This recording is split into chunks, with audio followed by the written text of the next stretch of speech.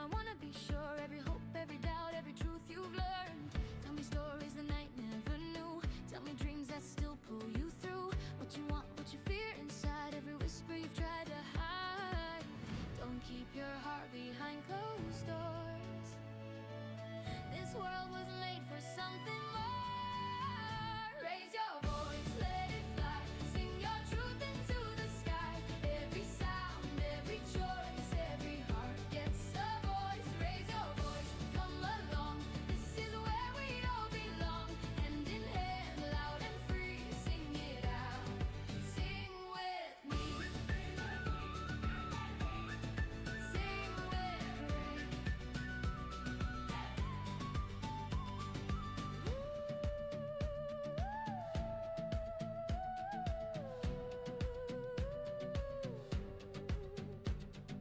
Tell me of the world you see, not the one it's meant to be. The words you carry, the sounds you make, every promise you're brave to take. Tell me things you never said, the thoughts that dance inside your head. If it trembles, if it rings, every voice is everything. If your heart is shaking now, that's just proof you're living loud. Raise your voice, let it fly. Sing your truth into the sky. Every sound, every choice, every heart gets a voice. Raise your voice, come along. This is where we all belong. Hand in hand, loud and free. Sing it out, sing with me. What do you feel? Feel alive. What do you want? Should be heard tonight. Let it ring, let it ring, let it show, let it show.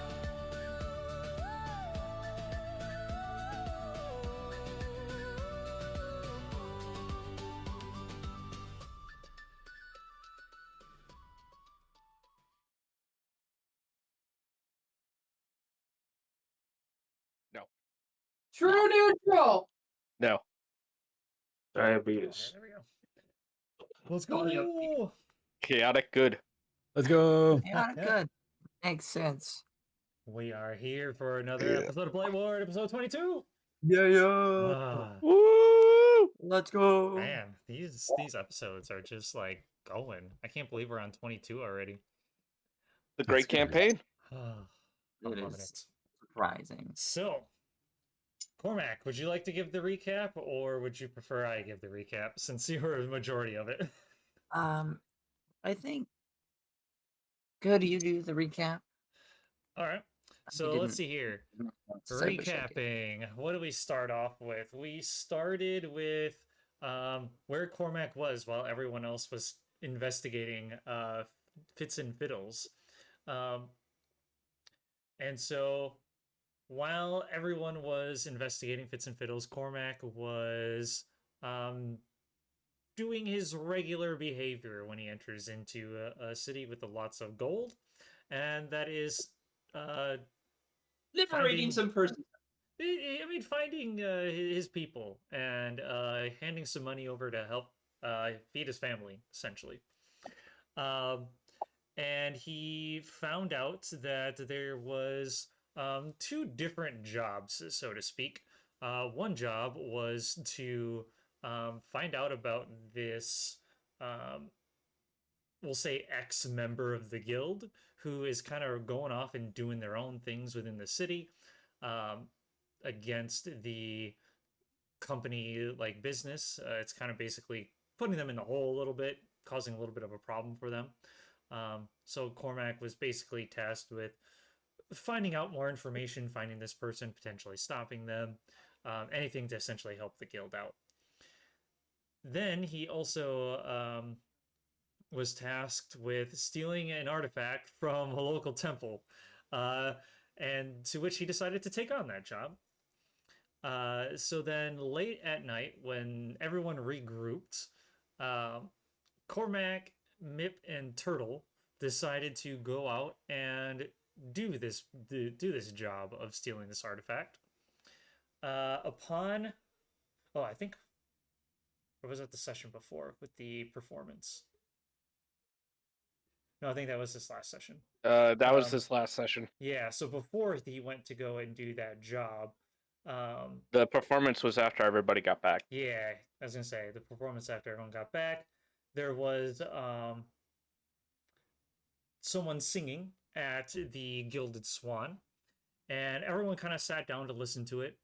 It was a female individual with pink hair and very brightly trimmed gold outfit. Was just singing in a very kind of can't remember what type of music it was. I don't think it was like a burlesque, but it was like a I'd have to look it up. But it was much more like a mellow tone. And the party noticed a couple people that were with said individual, including a stone gray Goliath, who they had previously run into before at the Greenward Company. Miff decided to smell. I think he was smelling the one individual's feet, and proceeded to get into a little bit of a stare down with the Lupin-looking individual there, Varix, I believe, and they then that party eventually left after some slightly rude comments, to which the party kind of also agreed that they were kind of pieces of shit. The party then went to bed for the rest of the night, and that's when Cormac, Turtle, and Mip went to go and steal the artifact from the temple. As they were going in and infiltrating, they did see another individual that was also inside of the temple, someone who they had seen every now and then popping here and there, but they weren't able to identify who this individual was. They proceeded to go into the vaults, managing to circumvent a few of the different traps. However, when they went to take the artifact, it triggered the alarm system, and through quick flying speed, they flew out of the temple and split apart. If I remember, Cormac dropped Turtle and Mip off so that way they could run back to the inn, while Cormac ran off to hide the artifact so as it was not on his person. I believe I walked them back and then departed. Okay. I know there was at one point where you did separate from each other. I did separate and I did hide it, and I have picked a location, specific location. Okay. And then you guys woke up the next morning, to which Mr. Henry had stopped by after being told by Mr. Broccoli that you guys were staying at this establishment, to which he proceeded to offer Lucius his lodgings in place of helping him out. I believe he also offered to give you like the first month's quote unquote rent free. And then it was, I believe, $450 gold a month was what it was going for, I believe. To which you guys were contemplating on if you guys wanted to take him up on that offer, to which he said that you could just find him later once you guys had made that decision. So And I believe we want to scope the place. We at least want to see it, assuming it's probably the place we investigated, but we should at least look at it before we decide if we want to stay there, regardless. And you guys did start your way to said to go find Mr. Henry, to which you guys had heard about the theft of the temple, and that the guards have picked up on security on the streets, interviewing, asking people questions, and to which you guys have noticed one of the judges is also out and about in the street conducting his investigation. And I believe that is where we left off last session. Sounds right to me. Slightly forgot about the bird fiasco, but yeah. Bird fiasco? Hold on, remind me bird fiasco. During the show, after that party The bats. left, They were bats. or the bat, Mitt decided to Oh, open the yeah. hat To release let a bats bat after out. the performance, just Yep. because, you know, just Mitt because he loves could, and caused a whole fiasco of screaming people running out of the show and several people trying to swat at the bat. That's right. Forgot about that. But yeah, that's pretty much what happened. Mip doing Mip things. Archivist is now recording. Okay, so there's that. Okay, so then... no, Mip this being Mip. one. Probably a chaotic neutral character. I don't know why it does not like these cameras. Maybe it's because I changed the size of Discord or something. I don't know. For some reason. All right. So as I fix this, you guys are on your way to go find Mr. Henry. I believe there's also some talk of potentially doing some shopping and stuff today as well. Yeah, because we didn't Because really we get to weren't do that. exactly sure if we were going to. Well, that was last time, and we never got around to shopping. Speaking of the shopping We had a parts, Well, by we, not me. did everybody put in their requests for the items? Where'd it go? I lost my tab. It should still be in Blightward. I don't know if it was pinned or not. It doesn't look like it's pinned, so I'll go back and find it and pin it. What is? There it is. Which one is? Is it the Ashes and Wardens, or is that a different Party and inventory organization? Yeah, it's party inventory organization. Yeah, We mostly Can't did seem it. to. I can't pin it. I filled mine. Let me see if I can find it here. It's Quest for from Somebody just replied to it. 331. Yeah. So I replied to it. They haven't adjusted any of the things yet to be able to allow me to have full access to adjust anything in Discord. You did your- And pin message. There you go. Pinned. There we go. Nice. Oh, did not mean to do that. We just need Turtle and Mip in here, but we can figure that out as we go to sell then. Didn't they say they didn't really? They basically didn't. They didn't really care because they couldn't equip anything unless it's They can't use magical most armor. of it. Yeah. Makes sense. Because I think magical armor is the only thing they can really use, or magical Yeah. Clothing. equipment, clothing of some kind. Yeah, not necessarily armor. What do you mean? One of them is gonna have to take these boots of the Winterlands. We need a cat in boots. yes, we need a person boots. Should be Mip. I vote Mip because Yeah, and then we probably. give Mip a rapier just for shits and giggles. I have a spare one because I've got my magical one. I can't use the rapier Not though. that he can use it, but he just wears it along his like waist. Yeah, it's just on his belt. Bigger than he is. We can shrink it. I mean, we could probably find a fairy who makes fairy-sized rapiers. Make him a custom one. Yeah. Goodness. I didn't say that we're good players. I'm just saying that it'd be hilarious if we did. 1 second. I would wear boots, Let- just not this. I know that I wanted the Dark Shard amulet. Mm-hmm. I remember hearing that too. Yeah, you could take it. Everybody else has just voted sale or sell. So Hmm. It doesn't really help us at all.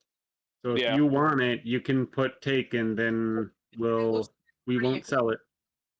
don't even have to put take. Just say that you'll take it, and I'll just Right?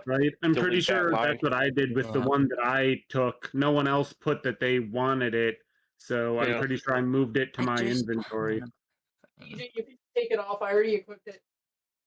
Okay. Delete row. There you go.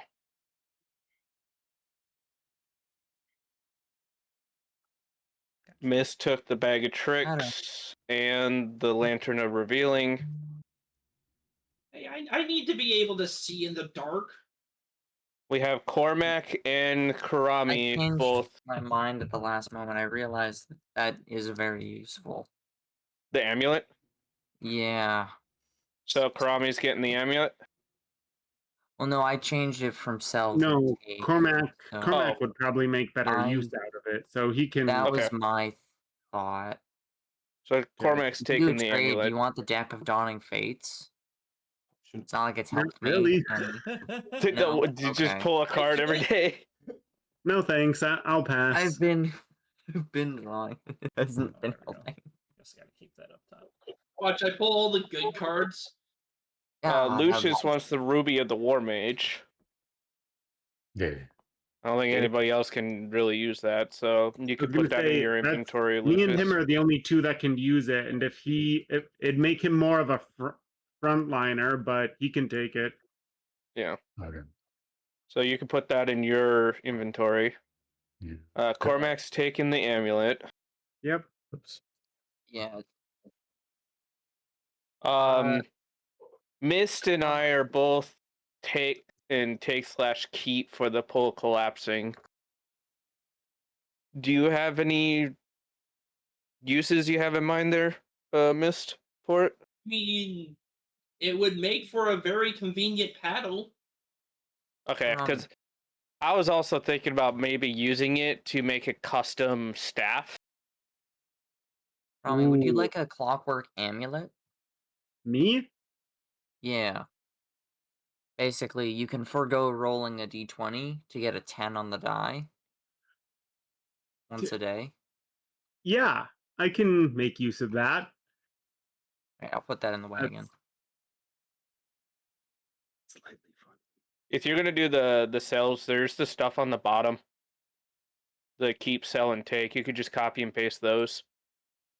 Yeah, you gotta copy the box, not the text. Yeah. I'm gonna have to open this so that way I can see what's going on too. Yeah, go for it. Still So says you it's can see equipped what by we're. you, so you'll need to unequip the amulet before I can grab it. Oh, is it attuned? It should be. It's a Clockwork? wondrous. Yeah, I accidentally. Yeah, I Okay, was. and now intentional. I You should can be able move to take it now. I forgot to to do that. my Alright, equipment. yes. Because I mean, I was using it. Oof. It is useful. Bless you. Yeah. But I think it's fair that you get something. So yeah, Shani, you be able to see everything that you we voted sale across the board, Uh-huh. and then that way you can note that down or whatever for items that we're definitely gonna sell. Okay, it doesn't. I guess it doesn't require attunement, but you have to mark it as equipped. Is it not? Yeah. If Yeah, you you mark it as equip, equipped. then I think it requires you to attune it. Not all items. Nope. Some items. Really? It'll put the item down at the bottom if you need to attune to it. Yeah, like Yeah, the I would amulet of proof against detection and location. That's a attunement item. Yeah. Yeah. But Okay. the You clockwork equip it. amulet isn't. Yeah, because can just use that it once. put it under the attunement spot that's right underneath your equipment slot. Yeah. Yeah. You You would have put to it in select there it. if it needed it. Yeah. Yes. This you just have to remember it's there. Yeah. It should show up as one of your actions, or I don't think so. I wasn't noticing it, at least. I don't think it'd be there. unless it's under features and traits.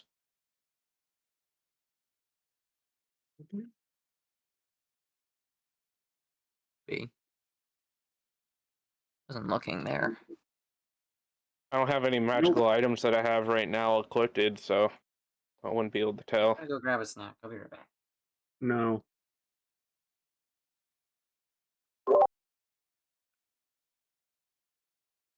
Action. It's just in the inventory.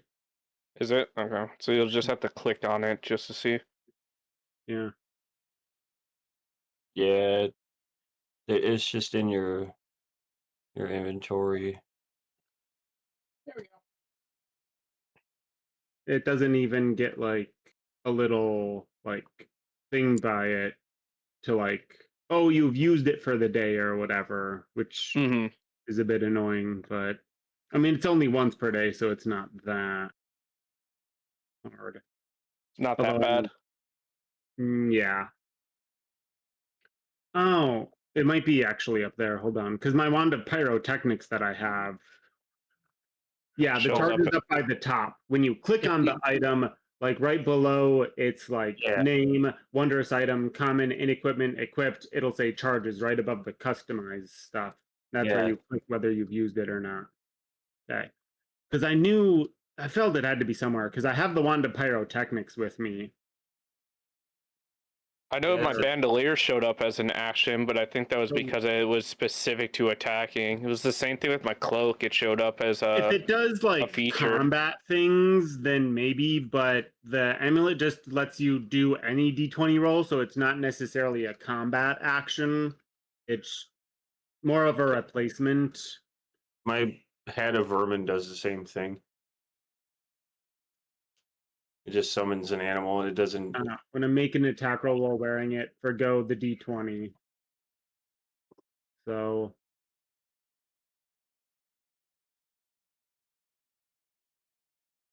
that everything that people want taken, and then it's just we keep what people think we want to keep, or Yeah, do we majority. need to debate? I was gonna say some stuff. Do we need to debate? Like clearly, we're keeping stuff that we've unanimously agreed upon that we're keeping. Yeah. But We just have stuff like this one, this one, this one. say That ones one. that have a couple of people who want to keep Yeah. it. We need to decide if we keep it for them or if we sell. But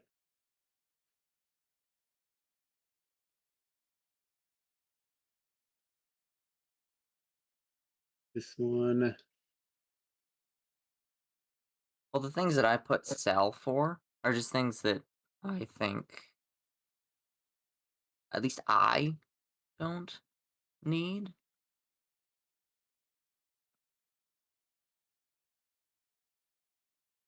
So, well, for me, the most Yeah.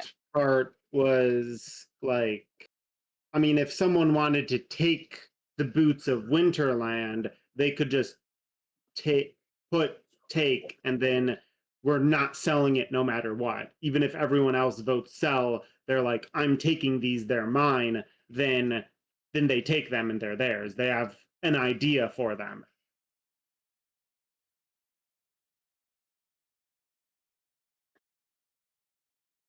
I guess some stuff like this we could always keep something like the boots, I suppose, but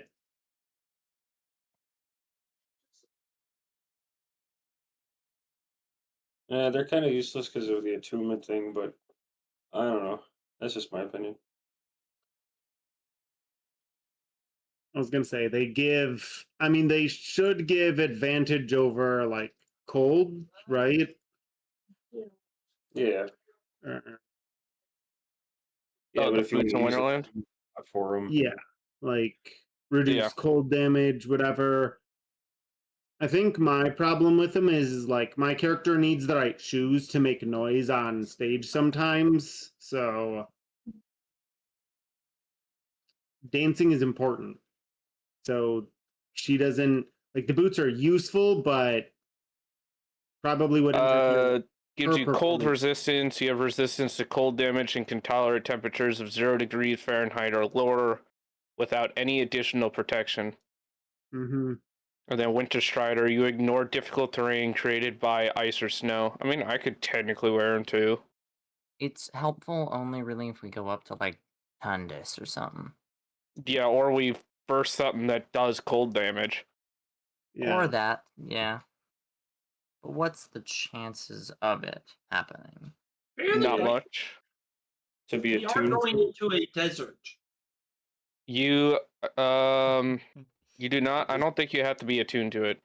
It says requires attunement on the Believe boots. Does so. it? You have to I be was gonna attuned. say it's Oh yeah, there it definitely is. an It's right up attunement top. item. Requires attunement. That's the only reason I don't like them.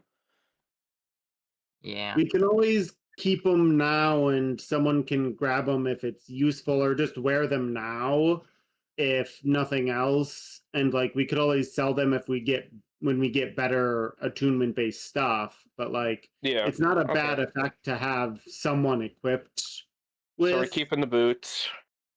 Yeah, I think we can. What about the keep them and- scrolls?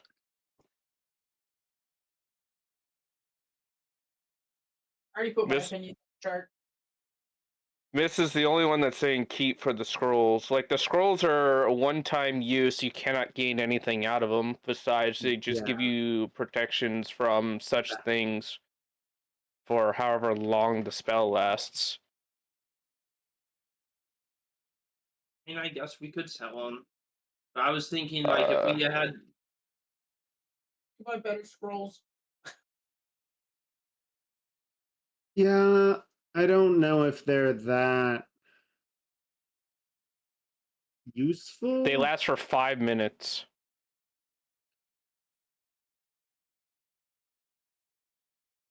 I already put my opinions on the chart. That's what the chart's for. Yeah. They last for 5 minutes, and then if a creature were to walk in within 5 feet of the area, they must make a DC 15 Charisma saving throw. On a successful save, the creature ceases to be affected by the protection. My question, are we all going to the shops together or are we splitting up and going to different stores? I mean, we can go together. Because We can I'm go sure together. I'm sure feel everyone's looking for different things. I'm gonna say that we can decide ourselves. I feel like you could Yeah. stick with people if you want. You could split up if you want. I don't think. Walloping arrows. Anybody able to use any arrows? I Do use have a arrows. longbow, but I don't think it's not like my longbows are kind of backup because Yeah, like I don't really need a ranged like, weapon. well- I have cantrips for ranged damage. Just sell So we're selling it. Yeah. I go to the Yeah, shop. because I mean, all it does is give them the prone. I mean, putting a It creature puts to them prone. is good. It's not so much for a But it's- ranged. The thing Fighter. is, it's a DC 10. It's pretty easy. If they are anything strength based, it won't matter. They're gonna stand up. If Yeah, if and- somebody goes prone too, anybody that attacks by range is gonna have disadvantage with hitting them. Yeah, Yeah. so that'd be something for like if no one else but me has any bow stuff, then that's simply I'm not casting a spell. I'm using one of these arrows in the hope that it knocks an enemy prone for like Cormac or Mip who are up front, and I'm wasting my normal spells slots, which are going to do Just more damage than this. Yeah. For that effect. Charlatans die. Instead of going through every item, I feel like we all put our opinions on the chart already. I know, but it's Because if we have go one through- person that is keep, so that's That's the only reason. If the majority of it was keep, that's why I put keep. But if it's majority is sell, but one person keeps, I want to know why they want to keep it. I mean, In a sense, I don't You- want you- you all of us could- to you sell could- something when one person wants to keep it. you could live. I was thinking that Cormac could use it to legally rob I mean, yeah, people. cards like dice scams, but I mean, Are I you mean, gonna if do that often? Cormac doesn't want to keep them and you're Eh. thinking of keeping them for Cormac, then Then I we'll think sell it. your Yeah. keep is invalid in that. That's fine. We have two people that are kind of iffy with miscellaneous books. And two of us well, the who think miscellaneous books are We keep and think we should sell just full because keep. we we can keep the ones that we want and sell the ones that we don't want. Okay, I Yeah, see what and you're if- doing there. And if Yeah. there's any books that like we keep for like say you want to read and then after you read them they can be sold or you can keep them because you really like them, then that's the way it is. Like we could And always then- sell the books later after they're read, you know? Is there any reason you want his smiles there, Mist? Make people happy. The sound of smiles doesn't make people happy. It just forces their face into a smile. Turn And- that frown upside down. That's Exactly. basically all it does. Could come in handy. You never know.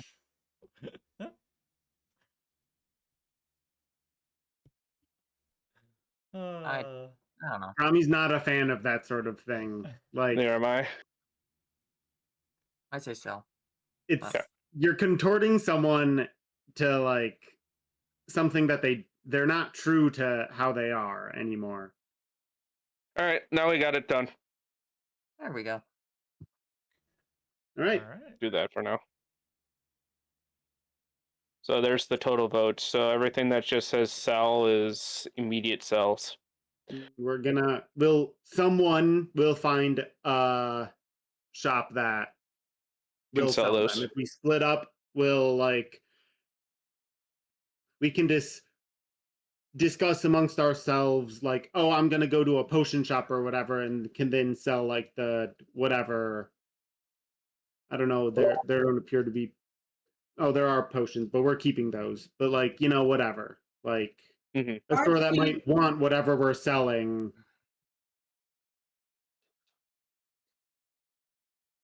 I just need to go to a shop that makes magic items.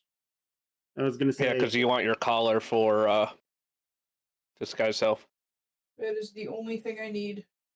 we'll send I have to go to magic items shop too for mine. we'll send Or at least Sebastian magic to shop. sell everything. Yeah, well, we're just gonna sell everything. We'll give it to Sebastian and tell him to find this shops to sell them to. He's a butler. It's his job. That He's works. got to learn how to do this for us. So That I mean, works. Who carries party inventory? Well, Nobody. It's in a tab under D&D Yes. Beyond that all of us can access. Yeah, Like- if you look at the party inventory, though, it is in the Bernard's Bountiful backpack, which I am carrying. Mhm. So Cormac is carrying it. So Yes. the I'm order carrying it, technicality. should be to return all of the funds from selling everything back to Cormac, because that's the party funds. And then we can Yeah. determine what to do I with it think after. no, for party funds we Party have funds is different. Yeah. magic pouch. Yeah. Yeah. I'm kind of basically giving everyone a magic pouch so that way you guys don't have to worry about like, yeah. I was So gonna there's like say a yeah. magic pouch Who's that is got the tied money? to We're- the party funds. And the party Yeah. inventory has the gold, silver, and whatever that the party can use for Yeah. party purpose. Yeah. So the money Yeah, goes so- there, not like to Cormac. That way, Yeah, no. that way if Cormac is like essentially out, I mean, I guess if Cormac is out for whatever reason, we could always just say someone else has the bountiful backpack, but just help make Yeah. things easier. I mean, we can just give the backpack to Sebastian. Yeah, if Cormac is Cormacing. Yeah, Sebastian holds everything. For. Yeah. Sebastian holds the backpack. All right, I as can. long as Sebastian is traveling with you, yep. He I better just be. don't know if we Yeah. should trust Sebastian with everything. Also, that's where I put my 1 gallon cask of dragon Mm, fire yes. brandy. Yes. My 8-pound cask. You shoved in booze. there. All I mean, right. essentially, we can also just get a chest that is wherever at our home or whatever Yeah. that has it all in there. Yeah, we'll have a An home ender chest. chest. Yeah, An essentially. ender chest. Well, we already have a chest. It's the chest of preserving, That's on the which is cart, currently yeah. on the cart, which we Mhm. can't get rid of. So we have to buy a new chest. Just a standard chest. Mhm. Also, do we have the house yet or no? No, not yet. No, yeah. We're on our way to go and Yeah. look at it while talking to the I think we The guy. want to look at the Yeah. place first before we do any splitting up to shop. yeah. Yeah. And I think we're ready. We've figured out what is going to happen with shopping, that we can actually go deal with our like rooming situation and actually And then do the split up. story.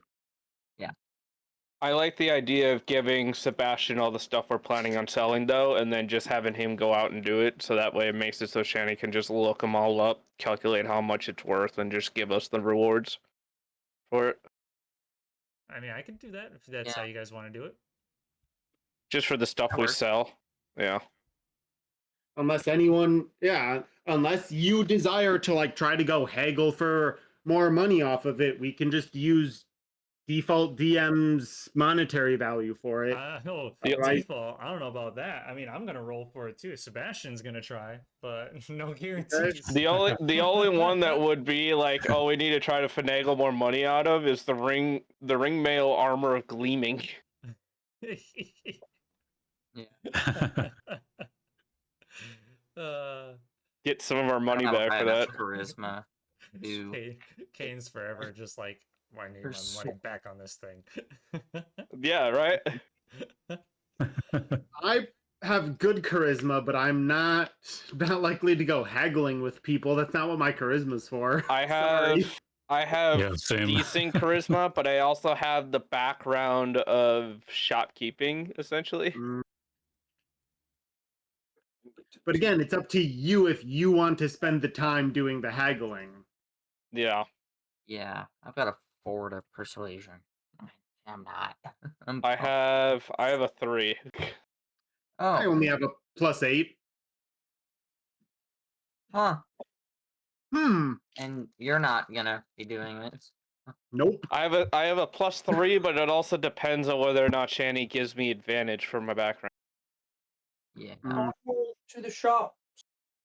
Yep. All right. To the The house. building. To Yeah. the house. Yeah. All right. So you guys make your way downtown, walking fast, faces past. Taking our way downtown. And we're homebound. I feel like think We are. you guys pass through the streets. It is a typical day. It is filled with people. As I said, kind of last session, you do notice especially as you get closer and closer to the market district, you start noticing a heavier presence of patrols. People are being asked, if they've seen anything recently, where were they at the time, gathering information. You disappeared. As far as what? Oh, I've been moving.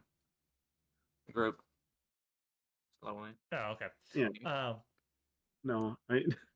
And you managed to see Judge. A judge is kind of hanging out in this area, investigating. Talking to a couple people, asking if they had seen anything late in the night. You can tell that it's him because his armor is much shinier and brighter than any of the other guards that are around. It is much more elaborate in detail. He also, I believe, now I'm going to have to go look him up. I believe he has a giant broadsword as well on his back that is gold and shines in the sunlight.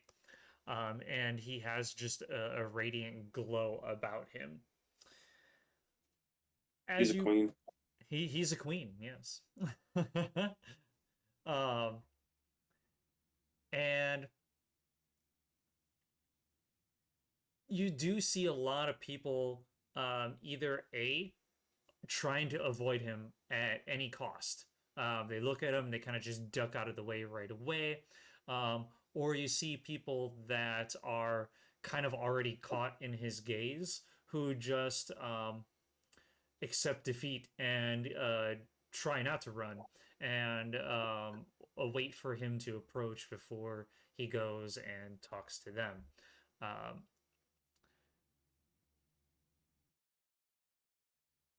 As you proceed further down, are you guys intently avoiding guards people, or are you what's the I don't kind of care. general cadence? I was gonna say most of us don't have a reason to. I'm Yeah. hiding I'm Kane's. I'm avoiding inside anybody. Kane's. Okay. Miss is probably walking around like he's large and in charge. I was gonna Okay. say a huge majority of the group wouldn't have a reason to try to purposely hide from the guards. Okay. I'm being confident, not hiding. I'm All right. I'm a cat. Probably- Okay. first three, The days when I first was three just people a in the cat. group. As you guys go to reach, as you guys turn down this way, you do get stopped by a local guard.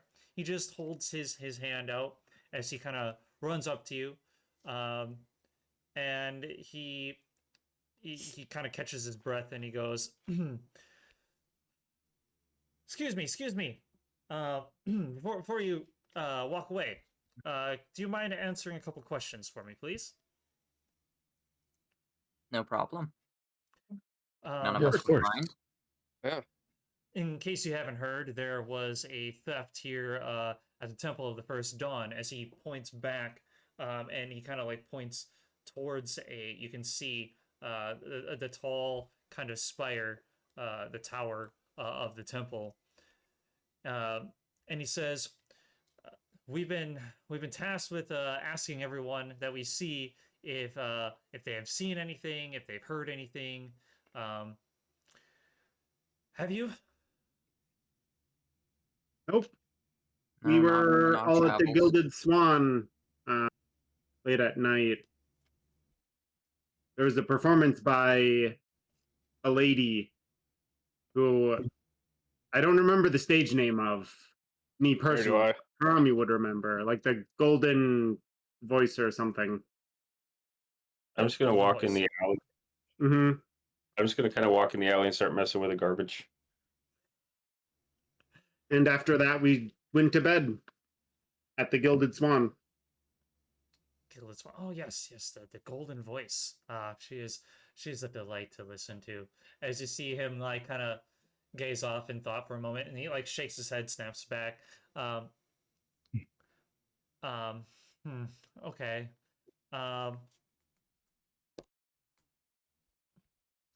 He kind of looks over the lot of you. He kind of like hangs for a little bit as he's determining, the weight of your words. Mm-hmm. And he goes, okay, well, if you hear anything, could you please, report to any of the outposts here for the patrols. Any information helps. It was a very important artifact that was stolen, and needless to say, in the wrong hands, it could prove very devastating. Not to mention, it is devastating to the temple as itself. But thank you so much for taking the time and stopping and answering my questions. And again, thank you. Good luck. Good luck finding the criminal. He nods his head and he goes back and rushes over to another person who's just walking past, asking them the same things if they've heard anything or seen anything.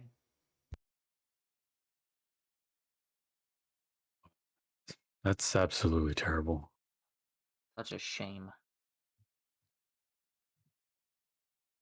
Well, I hope they catch him wherever they are. Meow. That could be a pretty I big hope they tragedy. at least find the artifact that they're looking for. It sounds like it could be very important to like stuff. Almost sounds as Especially strong in as times the like one that we these. encountered before. Stuff. One with the cape. I hope they find it.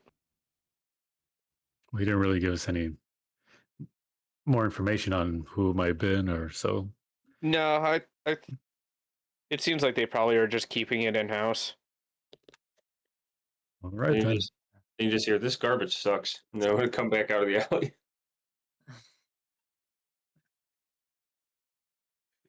All right. Well, let's go look at the house. As you proceed down the street, you you see Mr. Henry standing outside of the residence that you guys had recently investigated, and he's sitting there once again, smoking on his pipe and looking out over at the kind of towards the marketplace, watching the sunrise and enjoying the nice, beautiful day that is out there.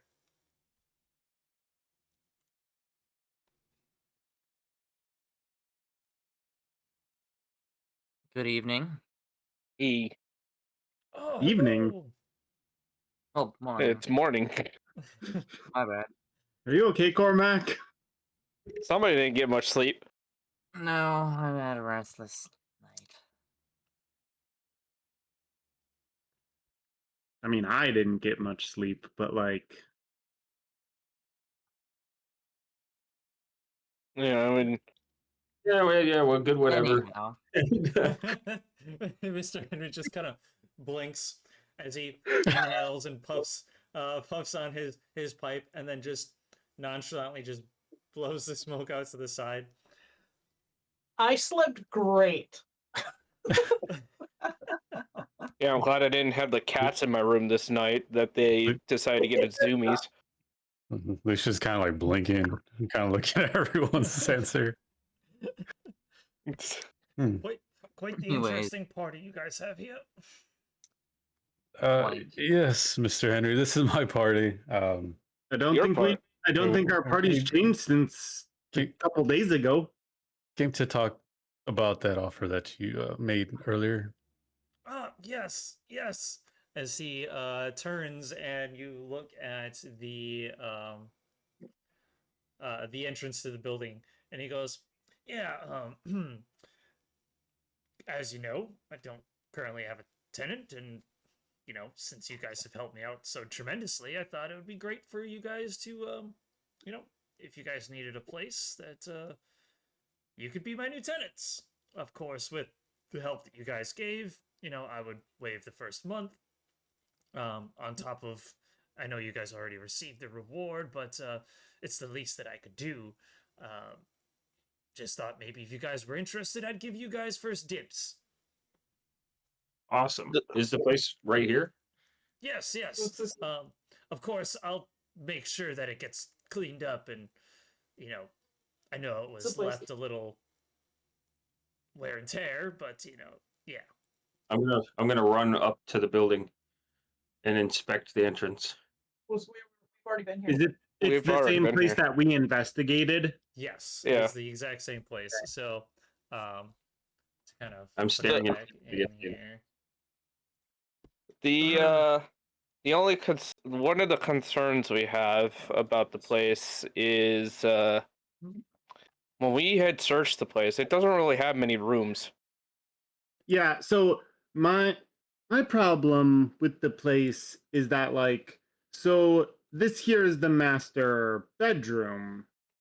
Yeah. And- He'll like bring you inside, and you can see Yeah. that ignore like all the stuff, like it's already starting to get Yeah. cleaned up, like Mm-hmm. the broken pieces are picked up and taken out. You notice that there's like I'll say like there's like a dumpster kind of like over here with Yeah. just like a whole bunch of trash in it. this here's the master bedroom. This here could be a bedroom, and as a downstairs area that maybe someone could turn into a bedroom.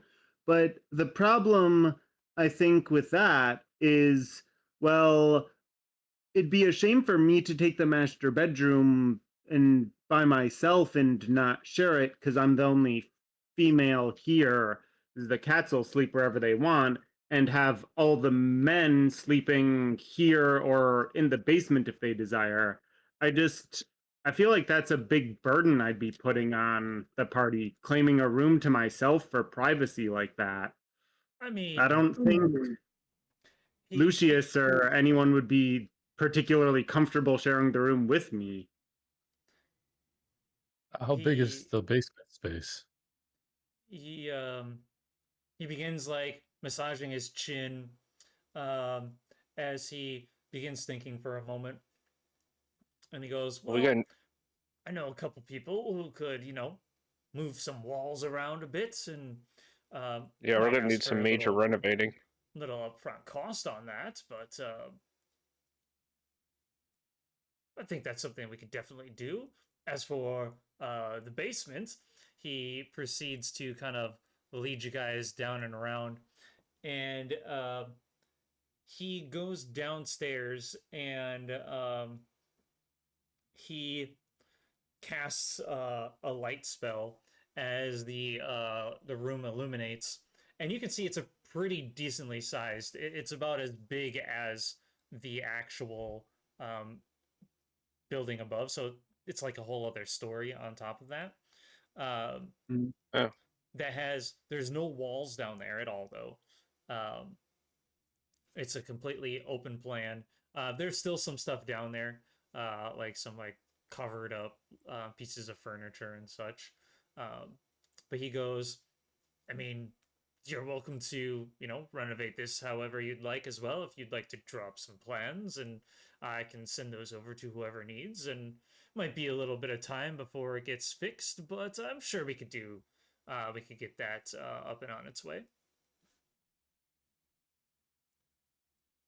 That might work. Because otherwise, I don't really think it'd be optimal for me to stay sleeping with the party like this if the room can't be like split. Well, we we can make can rooms in the do basement. renovations, and there's a bunch of room in the basement. We can put We Yeah, can we could yeah. probably I mean, make we could put enough rooms I'm for not all saying of us. there a isn't staircase plenty of right off the room. entrance. The staircase right off the entrance, and have hallway with rooms downstairs on either side. And you could Some always make storage. the dining kitchen area a little bit smaller if necessary as well, and offer some more room. Well, I don't think we need that much room. I don't need much. And the first floor All could I be need is a mostly bed open. and a drawer.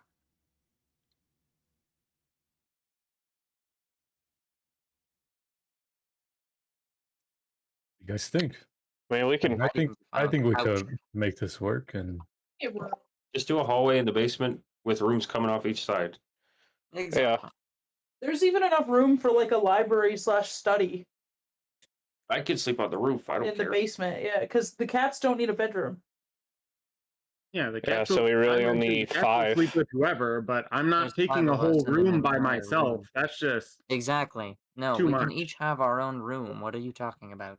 Yeah, with the basement being an open floor plan, we can put up a floor plan that they can give everyone their own room and have extra room for a library, study, whatever we want. There's plenty of space. Karami can absolutely have her own room. Probably enough room for a walk-in closet. Yeah, if we put all of our rooms in the basement, I need a walk-in concert hall, thank you. I need a We'll put a mini stage in your room. You got plenty of room. a practice stage. Yeah. room space. about this big in the basement.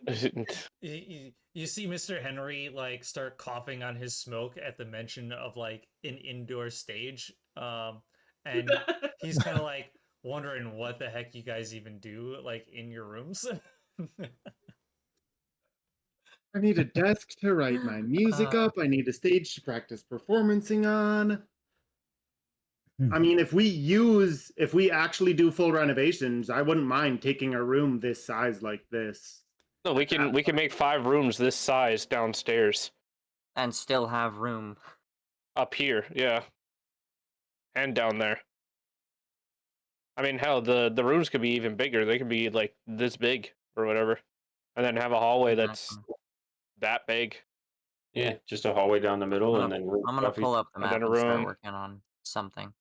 Yeah, Um, or whatever. Just stairs over here still, and then the rooms are along here with a wall in between. Off the table, Z has already been started working on it a little bit because I gave him like the Oh, incarnate alright. thing. Yeah. So There you feel go. free to, yeah. And then we can use the whole first floor for whatever. We can turn this into a library or whatever. We can keep this nice and open. We still have a bathroom. As long as there's a new mirror in it. We, yeah, we can close this wall off and make another room over here and have this open towards the staircase over here. I don't know. Well, my thought is have a wall like open The here, staircase here. and then have this right here be the staircase down. Yeah. So that you can have a little room down here with 2 rooms here and here, hallway, room, and room. Because we're still gonna need storage up here somewhere. If we're I mean, yeah, we putting can the turn entire this into a basement storage as room. yeah, Or we could turn this into a storage room and just keep this as an open floor plan yeah, with the bathroom and then maybe even more storage. Or we library. could open this wall up, turn that into a library or a concert Yeah. stage, whatever. We have options. We could We work sure do. So outside session and then vote on stuff and then come up with an actual floor plan. Yeah. Yeah. But this is like our character talking about it right now. No, I know. Yep. Yeah. I'm saying in addition to what we're already doing. Oh yeah, 100%. Yeah. Yeah, I'm Speaking of stopping. which, in 2 weeks I will not be available, so you could always Okay. use that normal D&D session for that. Okay. I know. I'm sorry, guys. So sad. I'm sorry. I'll be back. We have so much time to design our own house. So much Plenty of time. We time. have a Yeah. month. We have a month. Excuse me while I whip out my house flipper expertise. No. Exactly. I was gonna say if Turn on The Sims. anyone in the party yeah, Sims like 3. IRL has like interior designing No, for all the people experience, in like, chat who please. have actually seen like my Steam, there is so much time in House Flipper. Floor plans is what I do. Mr. Henry pulls out a key ring, and he you see him tap on it as the metal ring separates, and he goes and he takes a key off of it, and he holds the ring together, taps it again, and it forms back into a solid ring. As he holds the key out towards whoever, and goes, "Here's the key to the front door." Why don't we put that in the money pouch? Lucius puts his hand out. He'll place it into your open hand. Thank you, Mr. Henry. Yeah, we definitely are gonna find this place useful. Of course. And I understand that being adventurers and stuff, that you guys may or may not outgrow this place in due time. Please, there's no worries. I'll be sure to take that into account, but rest assured, I will make sure that security is on this place and that your stuff is well taken care of. As he like looks around, knowing that the last tenant did not have as much security as he had hoped, but he looks over at you guys with conviction that it'll be much better this time, and he's looking forward to having you lot as his tenants, as you guys had tremendously helped him out.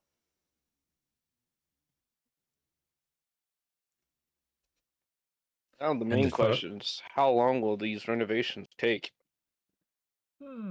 I mean, how long are you guys in town for? We have one more day of pay already for the inn, but we're staying until we feel like we're gonna move on. I believe is what we've settled on. We still have one day that's paid yet for the inn, though. I know it was like we talked about a couple weeks or so, but Yeah, Okay, okay. He kind of thinks for a moment. we're just playing it by ear. I can No. definitely get this place more cleaned out by the end of the day, or by at least tomorrow, so that way you guys can at least be comfortable in here. Could probably take some of the furniture from downstairs and bring it up if needed. At least you guys could have a place to rest your head. Won't be the most comfortable until we get all the renovations done, but I'm sure I could make that work. Well, we can always sleep in sleeping bags downstairs and whatnot, or upstairs if necessary. I was gonna Some say people there's at can least sleep in the 2 beds. beds for people up here. 2 beds, a couch. Yeah. I guess if we get 2 more beds. I mean, we're gonna have to get the That's all beds that's anyways from when we necessary. had the rooms. Fair Right. enough. Yeah, I'll see what I can do. Temporary stays. Yeah, I mean, I'm sure I have some like temporary ones downstairs, maybe like even a cot, if anything, until you guys find better items. Mhm. But I can make it livable for sure by the end of the day tomorrow. And then as far as renovations goes, those may take a couple weeks, but depending on the types of walls and such. But we should be able to get them done fairly quickly. I'll be sure to get the best guys on it. Okay.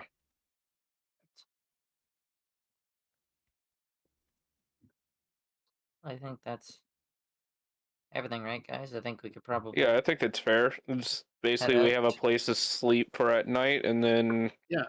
they work on it while we're away. Yeah. Right.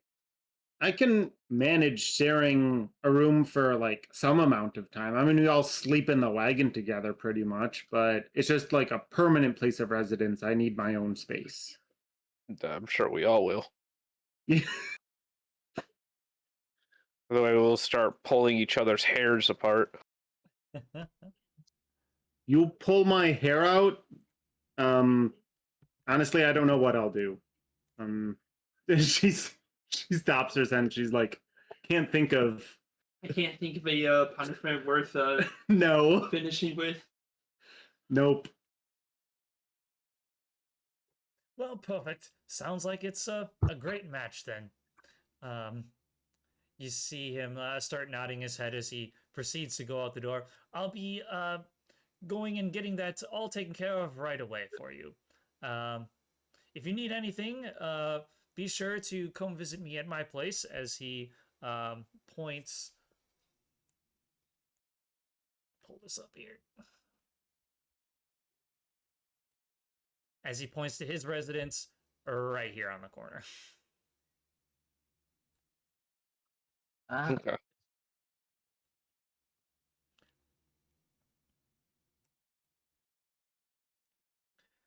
But I'm sure you guys got lots to do, lots of new furniture to get and such. But again, if there's anything you need, just let me know.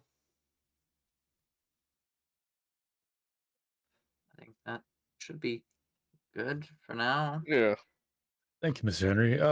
Before you go, is there any? Do you know of any places around the area for? We're kind of looking for better gear. So, Yeah, any sure. suggestions? Is there a certain type of gear that you're looking for?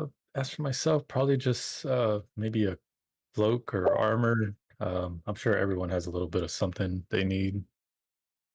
Mist holds up his sign with like fist straps and a crude shape of the shards that he's picked up. Gear. All right. Well, if you're looking for armor, let's see. There is the Ironheart Armory. They usually specialize in a lot of like the chainmail, reinforced leather, plate, that kind of stuff. The owner, Kara, she's very great at her craft. I would recommend her, or I would maybe recommend the Hammer and Halo Forge. That is run by a Dwarven brothers. Also very excellent in their craft. I would recommend either of those when it comes to anything with armor or blades, what have you. Magic items. He thinks for a minute. Let's see. Well, that would be the Wandering Star. I'd probably recommend that. If you're looking for a little bit more spells like scrolls and such, I'd probably recommend Ether and Ink. There'd be another great place to go check out. What was it that you were looking for, Mist? He's looking for a way to turn the crystal shards that he's found into punching weapons. Specifically The for Guardian Core Fragments, I think it was. Or was it the or was it the crystals that you took off the around the well? both. Both. Okay. Let me see that one. Nope. I know you have notes for one of them in my thing. Mm-hmm. Let's see here.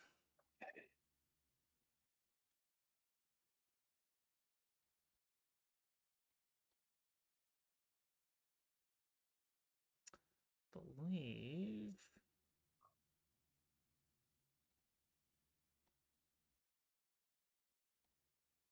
How many fragments do we have? I think there'd be that one. He thinks for a moment and he goes, that sounds a little bit like Whispering Wonders. They might be the best place for you. It's a little mysterious place. Don't be put off by the owner. He, or she, I guess. They like to kind of remain a mystery. So don't be put off by them. They might be your best bet for something like that, though one of the other magic shops might be of assistance with that as well. Or maybe even the Sapphire Sigil. They could probably actually help you out as well, but they're a little bit more on the higher end. You're probably going to be spending a little bit more with them than you would anywhere else. But their items are of fine quality.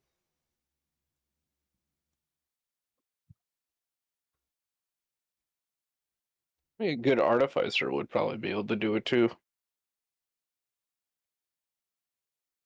Oh, I'm sure. I'm sure.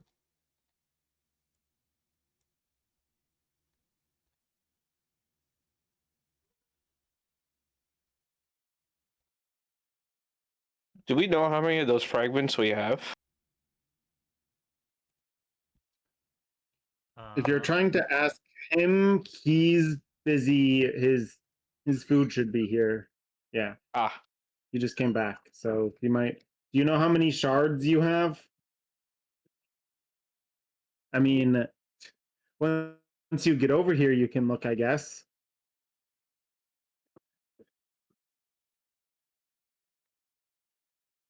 Also, he gave you 2 locations. The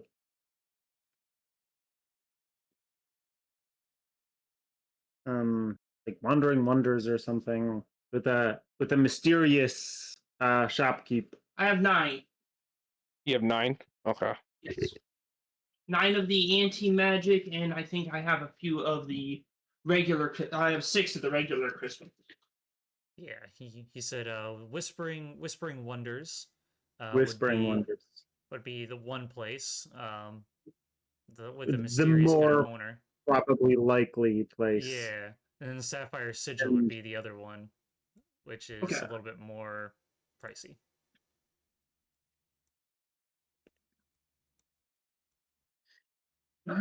He knows where he's headed. Not sure what I want. What can I?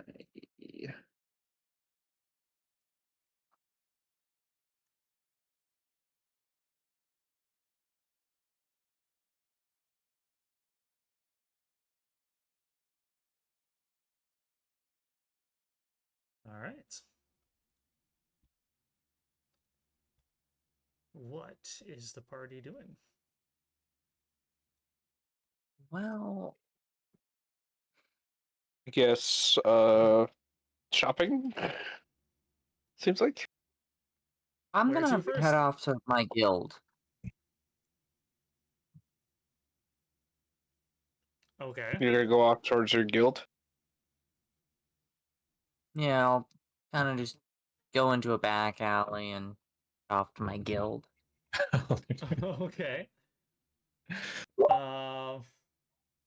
Do you Everybody do it remember my joke I stealthily? said before? Well, I kind of just say I'm gonna go. Okay, you're I'll telling go the group talk you to are. somebody. I'll be back in a few.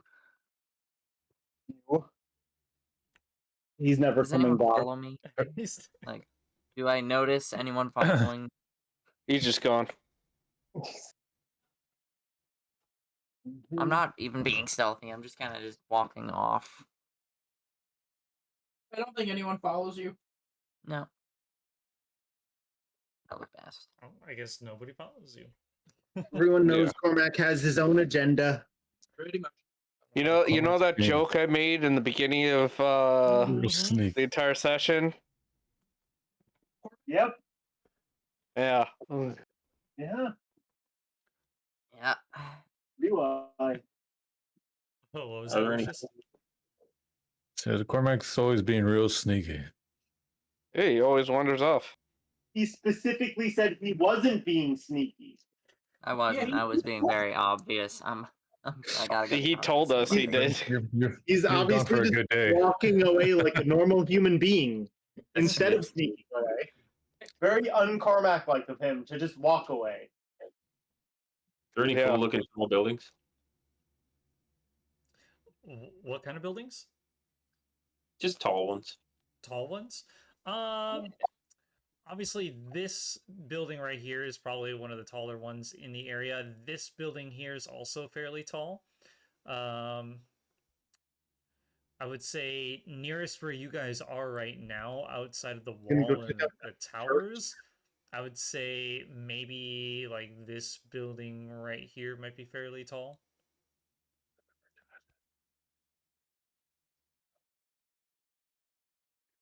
I think I'm gonna check out that building. I like that. I'm gonna walk around it, think about figuring out how to get up on there. Okay. Give me an acrobatics check. And where's the rest of the party off to? Heading to whispering. Guess we're going to the magic shop. Myself and Sort of. Purple. I Go gotta together or are we splitting up? We already split up. Okay. Wherever you want to go, bro. I guess Lucius is gonna look for that place on his own then. I'll go with No. Lucius. I don't have anywhere in mind to go right now, so I'll go with him. Okay. What was that first place called? The Iron something, I think. Era Iron Bull, is that what it was? The Iron Bull. It So quick was. question. Where That is was the Iron guild? something. Where is the guild at? Yeah. I'd probably say where you probably went. Iron Rod.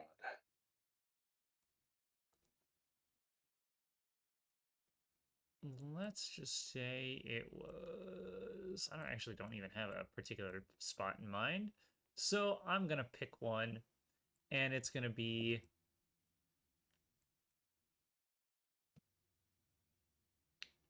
which one looks good.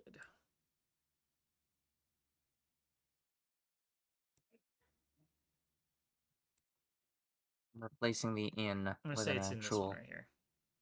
token. Which one? Where? Sorry. Oh, there. Okay. Yep.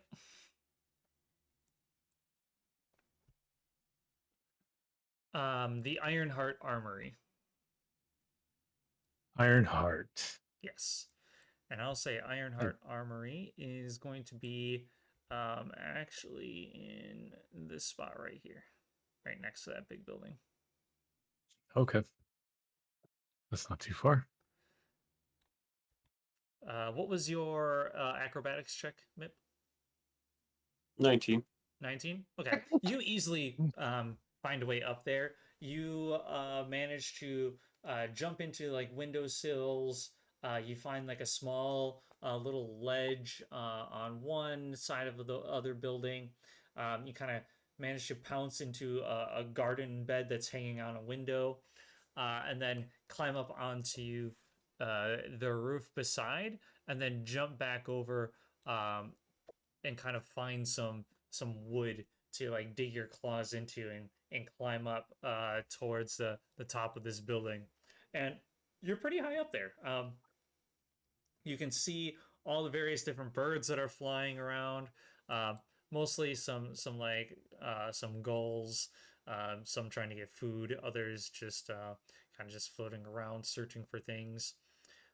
You see airships as they come in and out of the city.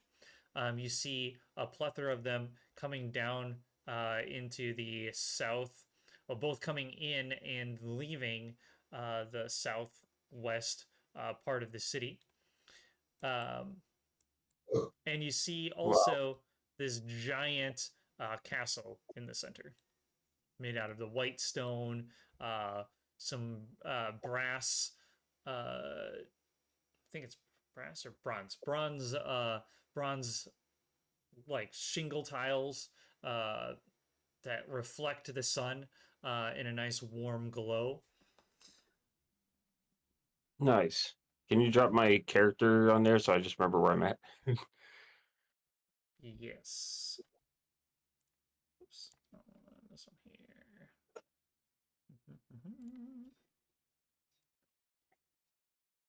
I would like. I want to kind of look down these streets. You know, just the ones that are visible around me, and what am I looking at? Like, what's going on around here? So there's a lot of traffic, more people traffic than anything. As you see, a lot of people are kind of like funneling down into this main street here as they're on their way to the big like bazaar marketplace. Like these are a bunch of, you know, handmade stalls that have been put up by people as they sell their own wares. They sell, you know, fruits, vegetables, fabrics, dyes, spices, etc. You name it. Think of it like just a giant bazaar marketplace, farmers market type of deal. And it is a very big central spot as people are just in droves, just coming and going to that place. You do see a regular kind of patrol of guards. You see a few of the ones beginning to kind of trickle down from the way that you came as they're, you know, doing their investigation. But you see mostly that there's a couple that are just kind of standing and just kind of guarding. Mainly just there to kind of keep the peace. They know that this is a main traffic area, and so they're trying to like usher people along, make sure that people aren't in the way. Give me a perception check. On it. Do. Perception. Efficient. It's gonna be 15. 15? Okay. You notice two things. One, you notice someone get pickpocketed as her purse gets stolen, and you see this half human, half dragonborn child is like running down the street, holding this purse and running, and you see one of the guards take notice and begin chasing after him. You also notice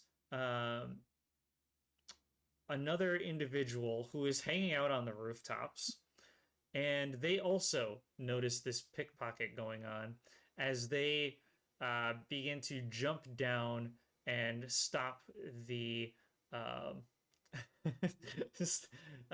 go to try and also stop this child. And where's this going down? Like right in the Like right in here. right in there. Yep. I'm guessing they're jumping down from like here Correct. area. Yep. From like right here, they're jumping down to chase the child who's going down this street. Oh, okay. Am I able not? I don't want to jump down, but can I like traverse these rooftops just to keep an eye on it? I'm just curious. Sure. Yeah, you certainly could. Give me another acrobatics check, just to kind of see how easily you get down, Yeah. and if you can Yeah. keep up. 17 on that one. Okay. A little bit of a struggle getting down rather than what it was getting up, but you managed to get down fairly quickly. You kind of do almost roughly the same steps that you did to get up there, but you don't fall too far behind as you see this. So I want to go like round up the roofs. Yeah. So Yeah. as you go, you manage to see the individual has stopped the child, and is holding their arm. And as you take a closer look, you notice that this is a lavender furred Harengon. Okay. What are they up to? You see that the child is crying. They are not wearing the cleanest of clothes. They're ragged. They're fairly dirty. There's some like mud that's been caked on. Their hair is very unkempt. But you see the Harengon is just kind of staring at the child as she then goes and grabs the purse.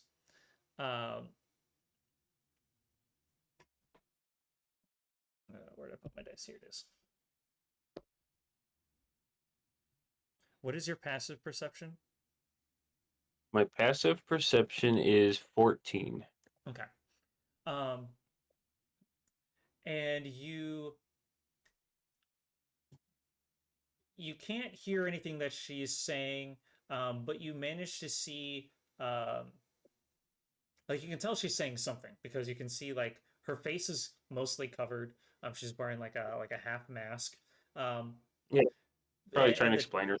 Yeah, and you then see the guard running up behind her as she lets the child go and turns around and hands the purse over to the guard.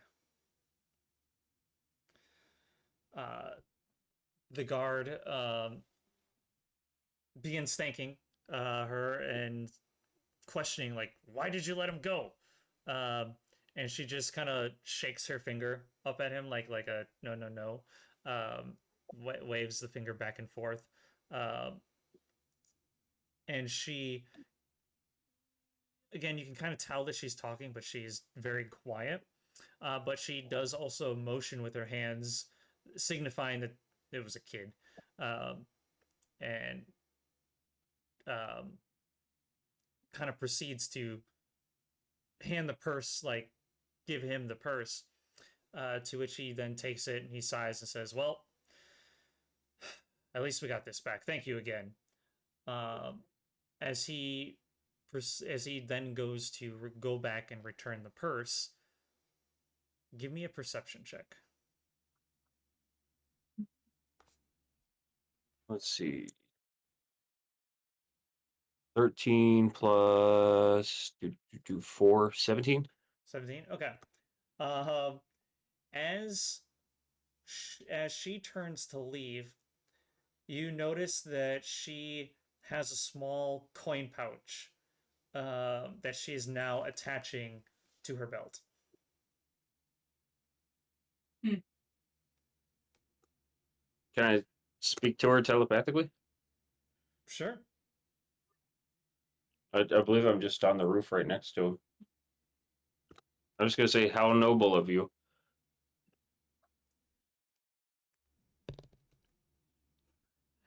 She she begins looking around,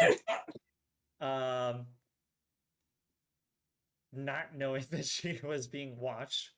But then you notice as she's looking around, she makes eye contact with you. And then I'll say, yep, up here.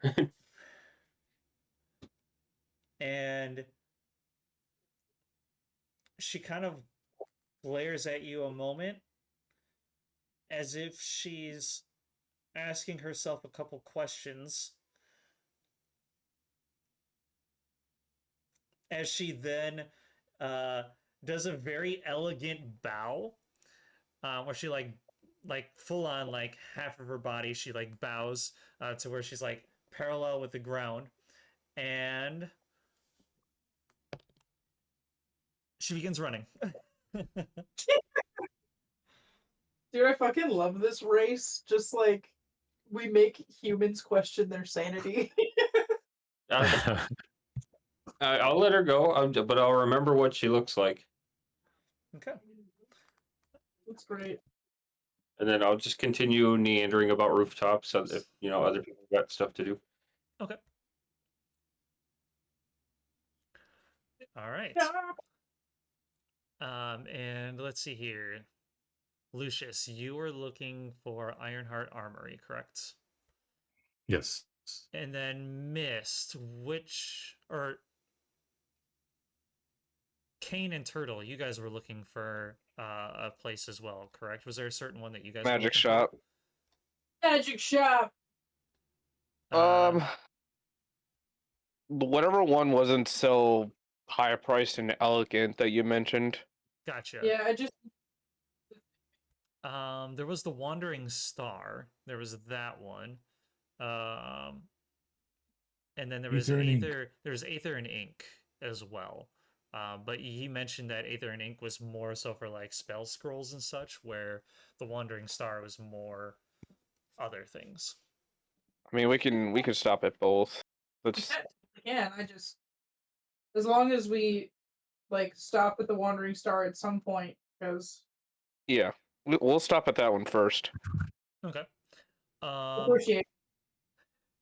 The So that way you don't have to hang on to my ass all the time. I'll say that the Wandering Star is actually going to be. Let's see here. It's tucked. I'll say it's actually like in this building right here, but it's not the entire building. It is actually a small, like the middle section of the building.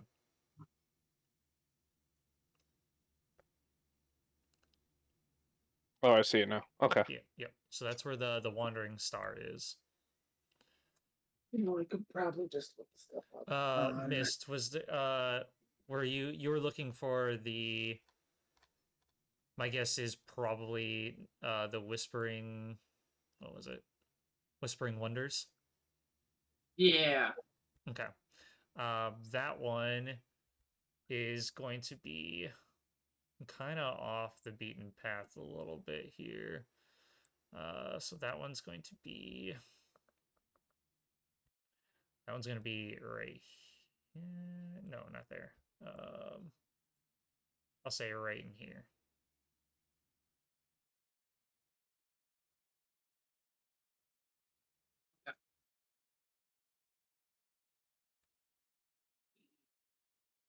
Yep, there you go.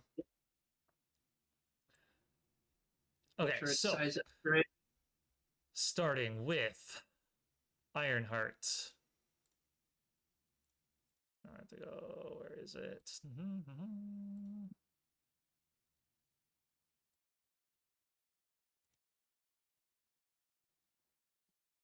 Here, I'll just do this.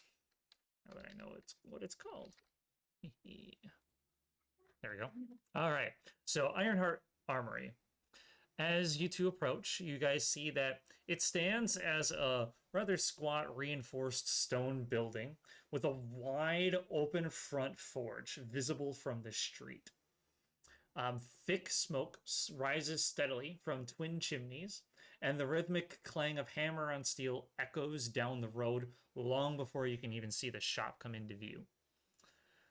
The sign above the entrance is very simple. It's a black iron plate, and it's etched with a stylized heart wrapped in a hammer strike. There's no decorations, there's no flair to it, it's just very basic. Weapon racks stand outside of the entrance, displaying some very practical gear. There's like some spears, there's some shields, very worn but reliable blades. There's a few dented pieces there too, as like proof of the work that that this is kind of, they have something for everyone, but the better pieces are going to be inside where the work is being done. Before I go further, Kane, which way are you guys going to be traveling to that place? We're all still mostly back at the house right now, right?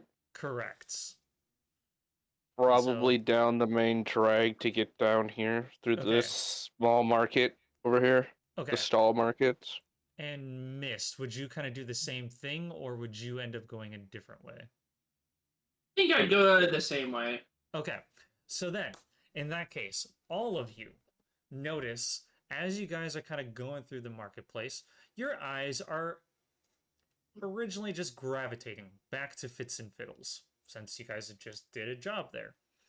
However, you notice that there is a giant plume of smoke, black smoke, that is just rising from the building. You see a couple guards have like rushed past, going towards the building, and you see a couple other people that are wearing this like red leather armor, and they're wearing like leather helmets, very like leather based gear, and all like in a somewhat red and bronze type of gear, as they're rushing past with buckets of water. And as you pass by, you see that the front door is completely just blown open, and there's a fire that is raging inside of it. Intriguing.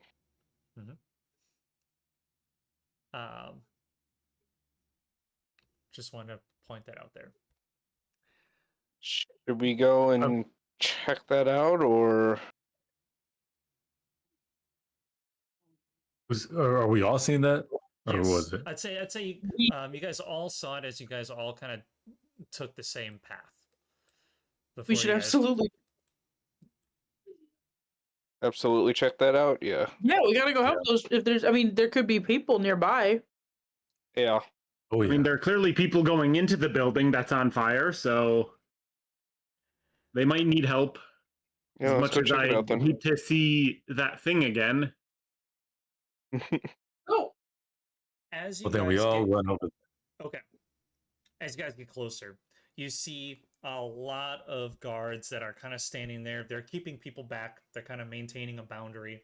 And you do see a few individuals run into the burning building, and they're wearing that red leather gear. And you see them take the buckets, and they kind of like dump it on themselves before they run in.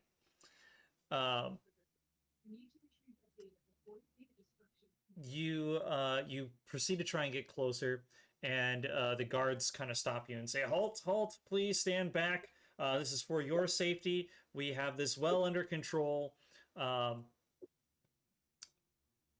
We don't need anyone else rushing in there and getting lost in the flames. Please stand back." Can you tell us what happened in there? We just took a job from the guild in there, and we finished it. But are you able to tell us? He raises his eyebrow at you and goes, "You just finished a job here? When was that?" Like yesterday. As he kind of like gauges at you, and he goes, "Well, the most I can say is that this fire started, well, rather recently. From what we can tell, we don't think that there's anybody inside. We haven't heard any sort of cries for help or anything like that. Seems to be that someone must have came and just set this place on fire." There wasn't anyone when we went in there. That's Well, good. yeah, That's this good. is They, clearly whoever did it might have came back to burn any remaining evidence. I just hope they got the body out before they did burn. Yeah. Reported it yesterday. Yeah, Two. because we did mention to them that there was a body in there. You see him kind of he puts his hand out and says, "Wait right here," as he rushes and runs off, and you see him talking to another individual who has a little bit more bronze attached to his red leather gear, as he gives like a nod to him, kind of gives some hand signals, and then proceeds to turn to another group, who then does the same thing. They douse themselves with a bucket of water and they run into the building. A few moments later, you see the group come out. The two that went in just mere moments ago, and the two others that ran in there. And the one with the more bronze kind of walks over to you, says, "You said that there was no one in there? Tell me what you saw." You really want to know? Yes, please. Okay, let's see if I have the thing for this. Yep, we've got it. I'm gonna cast Disguise Self on myself, of course, because that's how it works. And I'm going to make myself look like that thing that was in there. The cello body. Yep. Okay. They wanted to know, and all right, I'll show you. Okay, so you do that, and this man crosses his arms in front of him, looks at you, and he just kind of nods his head and goes, "That's a first." He's saying you saw that inside of there? Oh yeah, Sitting in a chair. on the second floor. Okay.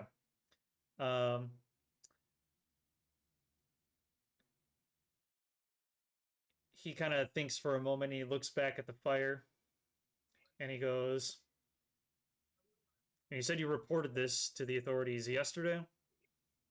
Yeah. Yeah. Okay. Well, from what we can tell, doesn't appear anyone was caught inside this fire, but needless to say that this fire was put intentionally. I might have to do a little bit more investigating once this blazing inferno gets put down. But thank you so much for the information. We'll I'll be sure drop the to... disguise. myself like relatively quickly once he like gets a good look at it. Like I'm dropping that as soon as I can to not cause panic in too many people or myself. Okay. Thank you for the information. I'll be sure to check with the local authorities here and see if they've managed to get everything out in time. I most certainly Shame hope about so. the instruments. But My heart goes out to the instruments.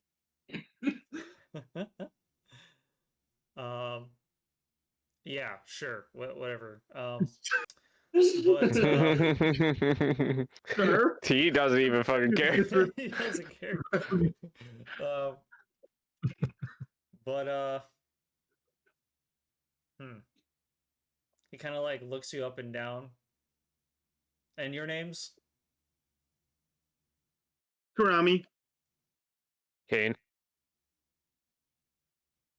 Mist holds up his board with his name on it. And Lucius. I'm not here. Yeah, you're in my cloak. If you ask the guild anything, we're the Blightwardens. All right. I may need to speak to you later then once I conduct my full investigation here. But thank you so much for the information. I'll keep in touch. As he then kind of turns and goes back to his crew and trying to put out the fire.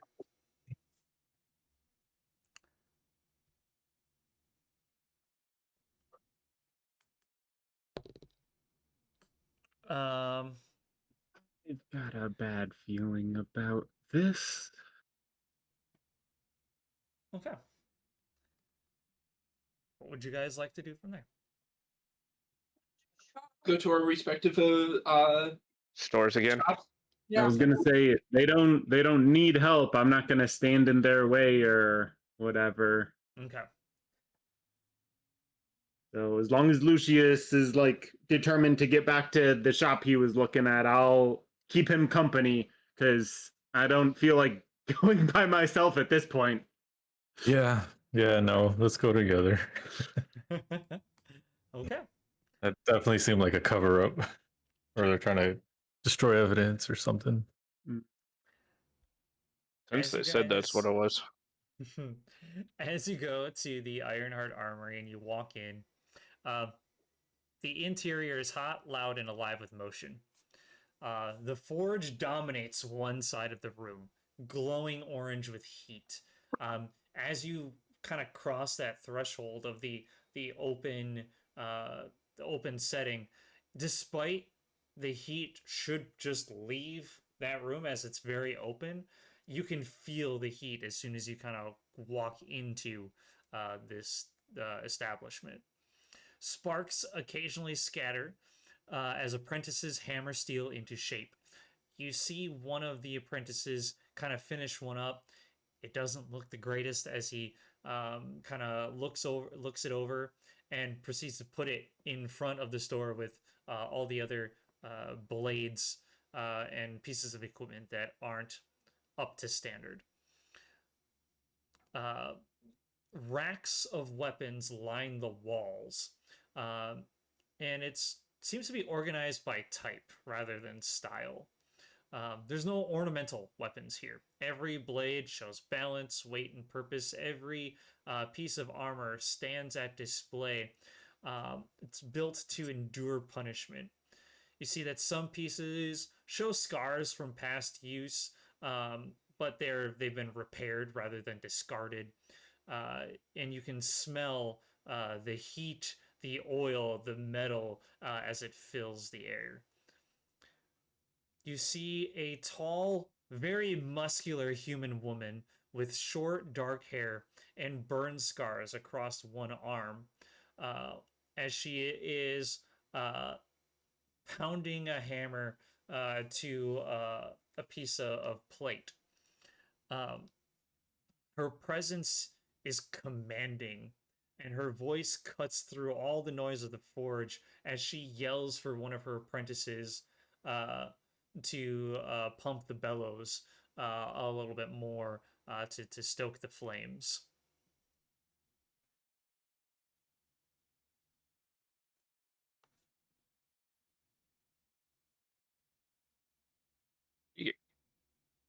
All right.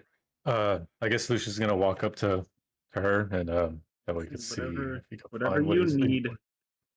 I've got some other things we can find afterward, but nothing I'm gonna find here. Alrighty. So yeah, Lucia's gonna go up to, I guess, that person. Okay. Excuse me. She pounds into the plate a couple more times as you approach her and speak. She doesn't acknowledge you at first as she is pounding into this piece of metal, and she puts the piece back into the flames as she turns to this dwarven apprentice and goes, "Stoke those flames hotter. This metal ain't gonna bend itself." As she kind of turns back to you and goes, "Name's Kara. What can I do you for?" Hello, Miss Kara. My name's Lucius. Uh, Mr. Henry had referred us over here, so came to see if we could find some armor or maybe some items that may be useful. Well, we certainly got a little bit of things here for everyone. What type of armor are you looking for? Maybe looking something for more protection, maybe better armor or cloaks of protection or anything of the sort. Well, cloaks of protection you're probably not going to find here. You're probably going to want to go to a magic shop for that. They're a little bit more into that kind of stuff. Here you're kind of looking for actual armor as she kind of looks you up and down. And when I say she looks you up and down, she eyes you from head to toe, taking a look at your armor as she kind of looks at it and goes, "You sure you need new armor? Doesn't really look like it's been dinged all that much." I do my best to avoid attacks, but I mean, underneath this, all I have is a chain shirt. So if you got something better than that, Well, I work with pretty much most metals, and I can make armors of all different kinds. Is there a certain one you're kind of looking for? You looking for some plate mail? You looking for some scale mail? that is a good question. Uh, we didn't even talk about how much we can even spend each. Oh, let me see. Because I don't know.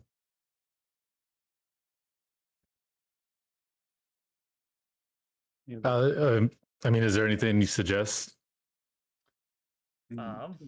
As I go to pull up your character sheet so I know what you're wearing. He really just has a chain shirt equipped and a shield. Okay, so medium armor, class 13. Don't look at my shame.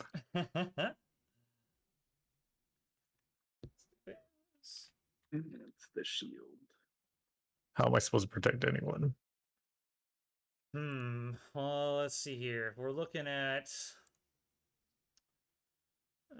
Let's see.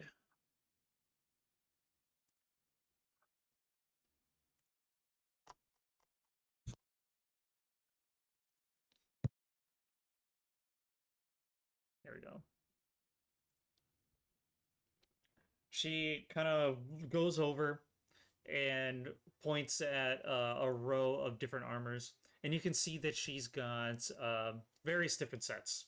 She's got any type of armor that you can name. She's pretty much got it. She points to a set of scale mail and goes, "I mean, this will be a little bit better than what you're wearing right now. It'll be just about the same weight, so you're not really, as far as movement wise, you should be able to still hold your own. Unless you're looking for something a little heavier," as she then goes over to the plate.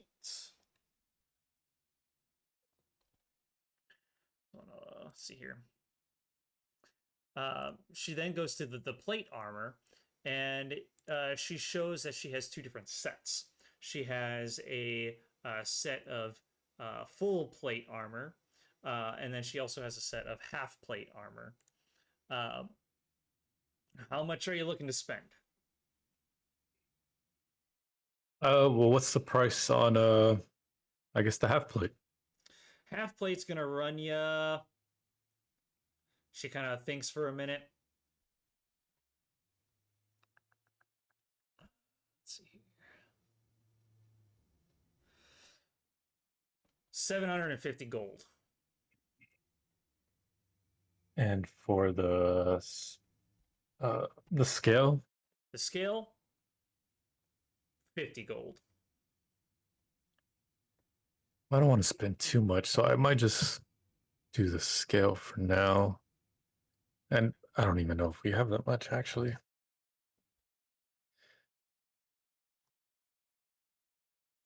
Scale.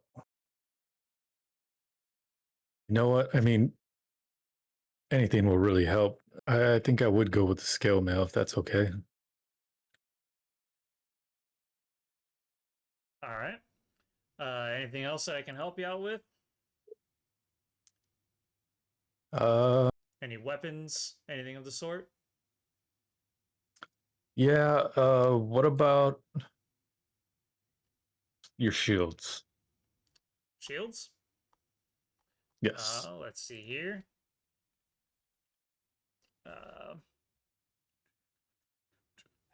Where do I have it in here? Here we go. Standard shield is going to run you about 10 gold pieces. If you're looking for something that's going to give you a little bit more sturdy, give you a little bit more defense, we're going to be looking at. Let's see, where is it here?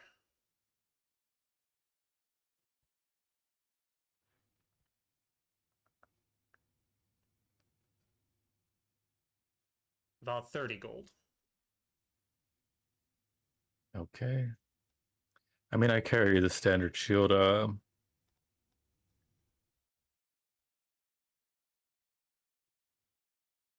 don't want to spend too much. I don't know how much everyone else is going to be costing for their items. So I think I'll just go with the scale mail for now. Okay. As she grabs the armor and pulls it off, and she does so in a very delicate manner, outside of what you would expect her to be with her very muscular build. You think that she would just tear the sucker off, but she actually takes very great care in removing the armor from the mannequin and gently places it on this like stone counter. As she then holds out her hand and goes, "All right." Okay. Lucia's gonna pull out the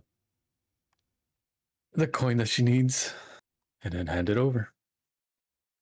She takes it and counts it in her hand before she then puts it inside of her pouch.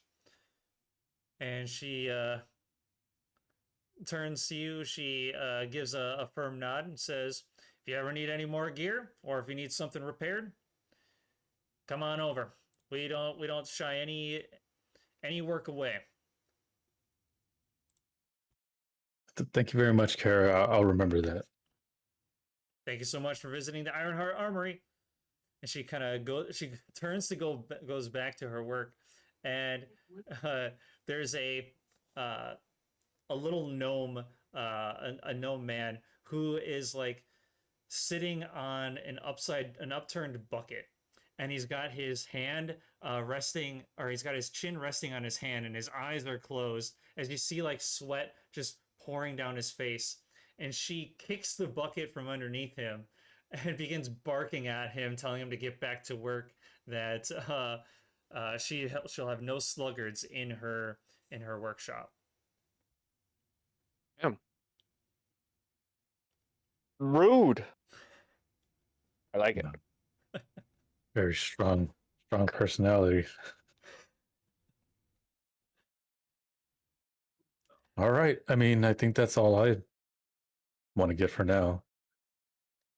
Ready to go into the next? Yep, I've got a couple of things I might be looking for. Granted, I don't need all of them all at once, but All right. mm, the main thing I'm looking for is a ring of mind shielding. I might find my other things at a regular magic shop, but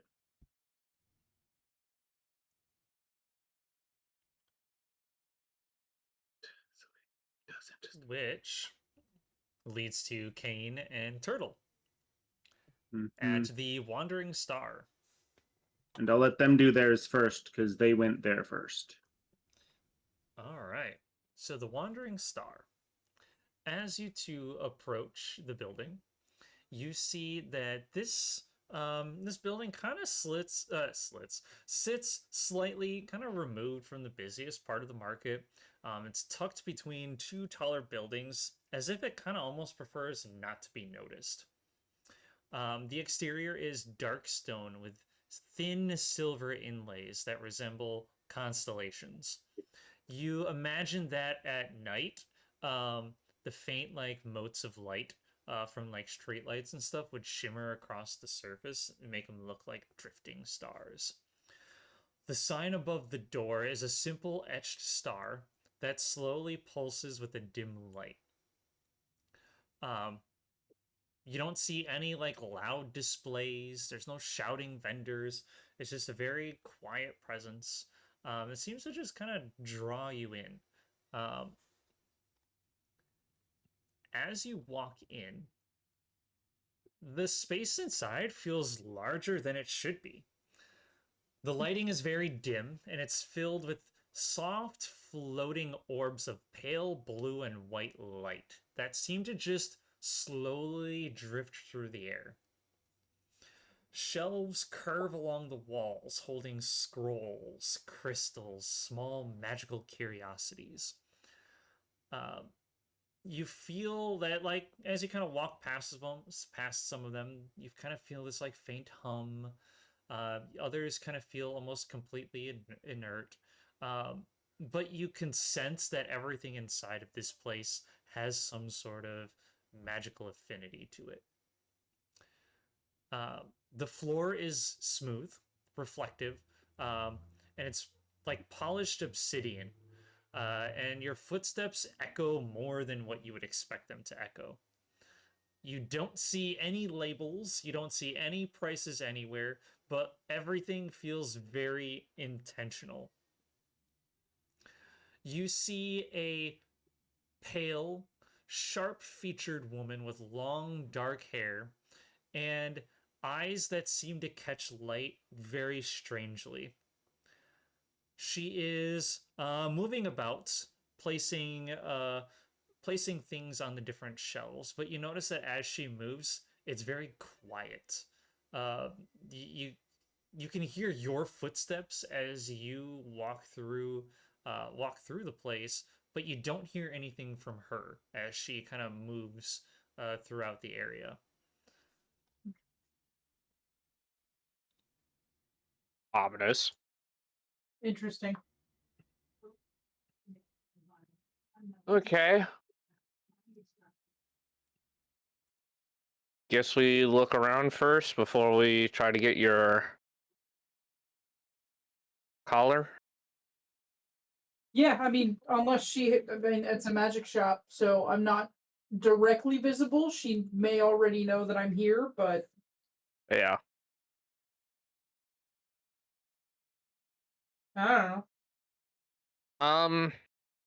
Let's screw it. We'll just walk up to her. Hello. She gracefully turns around, and she looks at you, and a big smile comes on her face. Ah, yes, welcome. How can I assist you today? So we got one thing in specifically. I have a friend who needs a collar of disguised self. A You collar, happen you to, say? yes. On that note, Go ahead. on that Hmm? note, I will say, Whoa. Yeah. um, A friend. yeah. On that note, I'm gonna reach out We're and just say apologies friends. for not showing myself immediately. I'm not trying to be rude, but something has happened to me that makes my visage extremely unappealing to others. So I wanted to introduce myself and let you know I'm no threat before I start shopping. uh, as as you speak to her, you see her eyes kind of like darting around as she very intently just like looks at you, um, and takes in every single word that you say. And you see her then kind of, and you said you show yourself, correct? I climb up onto Kane's shoulder after I'm done talking. Okay. Yeah. As you climb up onto his shoulder, you see her eyes kind of perk up as she gets very intrigued, by your sight, and you kind of see like this, um, a quick look of surprise, and then the next second it's like a look of interest, and like she kind of does one of those things with like her hands like, ooh, what is this? Yeah. And she then slyly gives you a look. Is this the one for the collar then? As she kind of like looks between the both of you and goes, sure, I could come up with a little something of sorts. Um, I don't really necessarily have one of those just laying around, you know. Can't recall the last time anyone has ever asked for something of such like that, but I suppose it would make for a very unique item. Hmm. I suppose I could probably create something for you. She kind of thinks for a moment.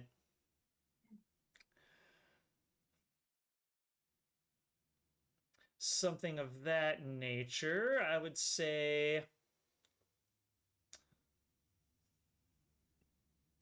Let's go with, that might cost you a little around, not as much materials. It still requires the same amount of work, the same spell, the same 300 gold pieces. Oh, jeez. I look over at Kane, and where only he can hear me, I just be like, I feel like I should probably consult the others before I spend that much. Yeah, that's probably a good idea. And then I look back to the shop lady and be like, I will definitely consider it. I appreciate you for not trying to kill me immediately. Kill And you? I Heavens literally no. I laugh very nervously inside of her head. Heavens no. Why would I destroy such a unique individual? Everybody else does. Hmm. How, if I may ask, did you find yourself in this predicament?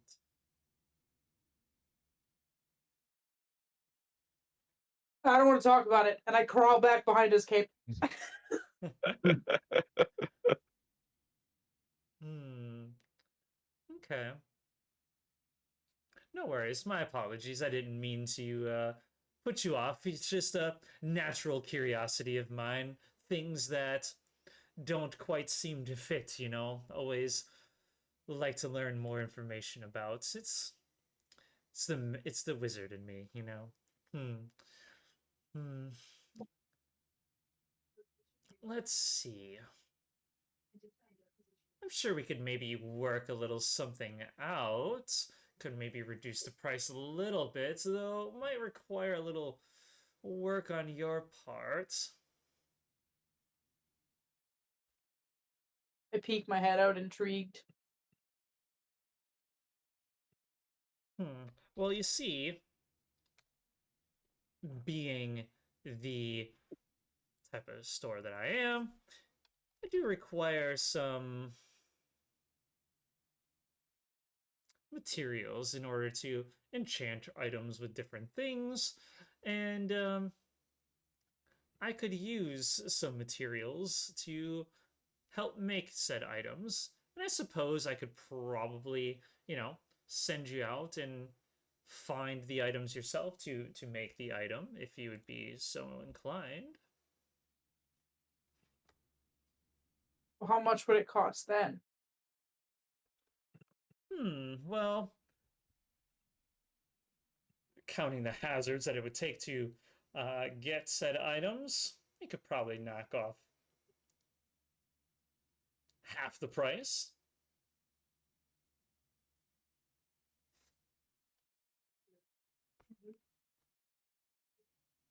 What kind of hazards are we talking about?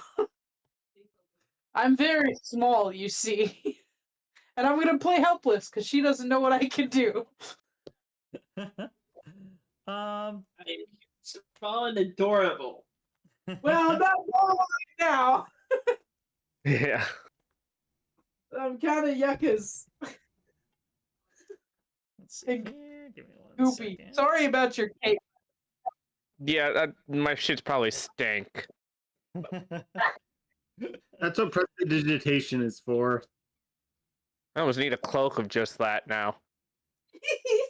Well, the items that you are looking for would require a little bit of harvesting from a creature that's kind of in the nearby area. I'm gonna pull up a map here. That way I know where I'm looking at. Great.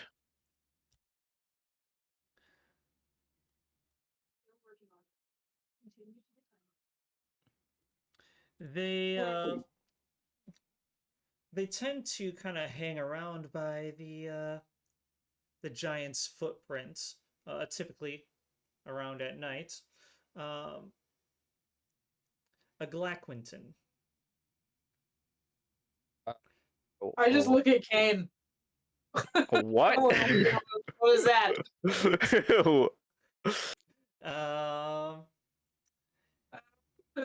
You could In roll a nature check if you, or I'd say nature or Fucking- history, whichever you prefer. Both of those are the exact same fucking thing.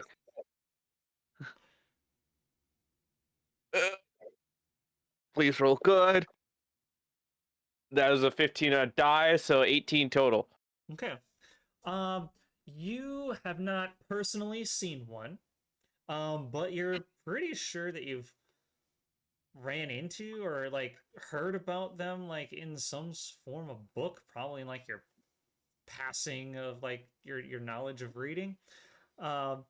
These things are half dead and half what's the word I'm looking for? Like cryptid. They have skeletal heads and legs, but their bodies are. They have like some tentacles to them. They have paws, but they're magical creatures that that have like a blurred form to them as well, which you'd probably get the feeling that the tentacles would probably be required in order to help make this artifact for Turtle.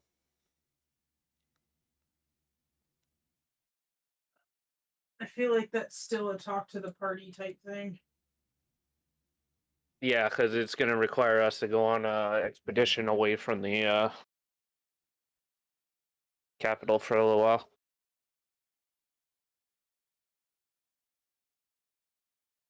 I mean, they're not going anywhere. I mean, if you would like to take Counter- up that offer, you can always let me know later. Whatever works. I have a counter, actually. Still keep it half price, but instead of going and collecting everything, I'll sit down for lunch with you, and we'll talk about why I am the way I am and what I can do. Sure about that one?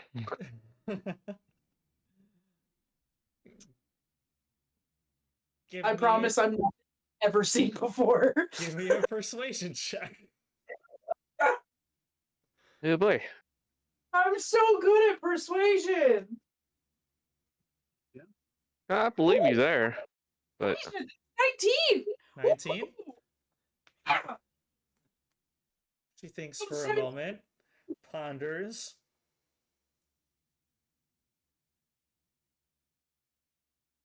And she holds her hand out. I'm shake gonna on lick it. Mm-hmm. I lick it. She kind of like looks at her hand for like a brief moment. I take that as a deal has been struck. Yeah, sorry, I don't have hands. And you don't want my alternative. Oh, who are you to think of what I don't do and don't want? Mhm. And she... In my mind, Nichols, I think that's the worst handshake anyone could ever have. You're in danger. Alright, it's just lunch, right? Yeah. Would you prefer later today or perhaps tomorrow? I mean, whatever's good for you. I don't really have a day job.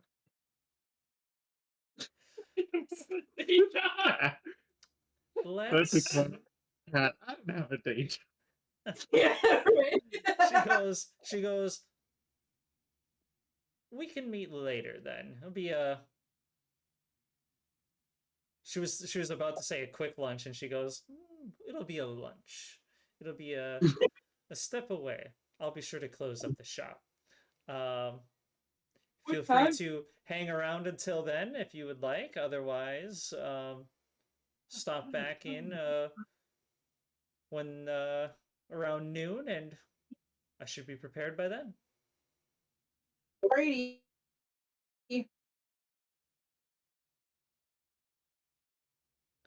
And then Kane, I don't know if you wanted to look for anything.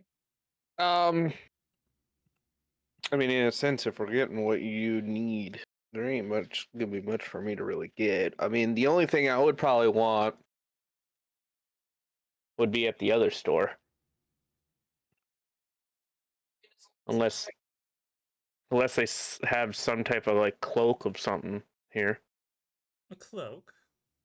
Yeah, you have any special cloaks? What type of cloak are you looking for? I have lots of different types of cloaks. Yeah, that don't necessarily help me. Anything that enhances abilities or absorbs. She thinks for a moment. Enhances abilities. I mean, don't really have a cloak that enhances an ability. I mean, I have one that will keep you dry. I have one that will help you swim faster.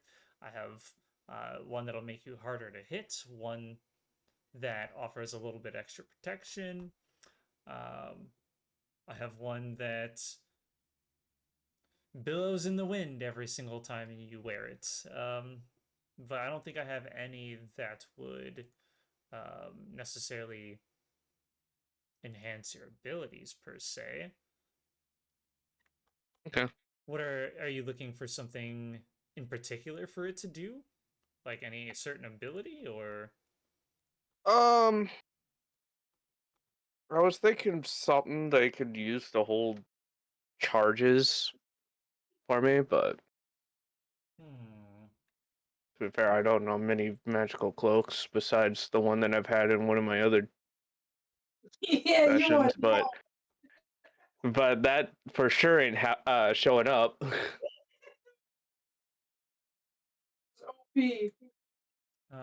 let's see here. There's no chance in hell that other one's gonna show up.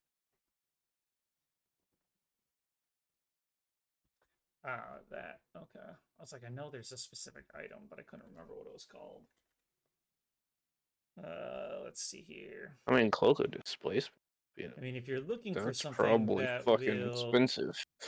store charges,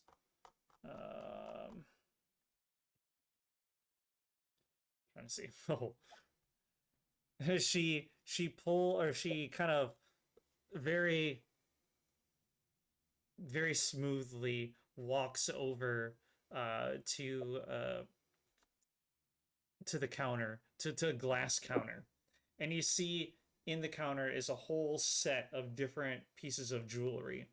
As she reaches down and pulls one that has a blue stone in it, and she sets it down onto the counter. And she says, "This would be something that would do what you're looking for. This is a ring of spell storing, though it will fetch quite a high price."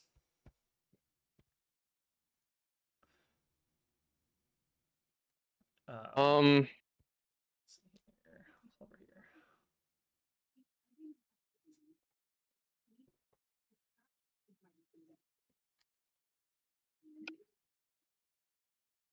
yeah, if it's too high, I probably won't go with it.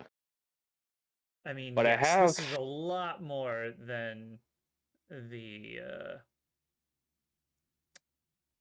disguise collar that you're looking for.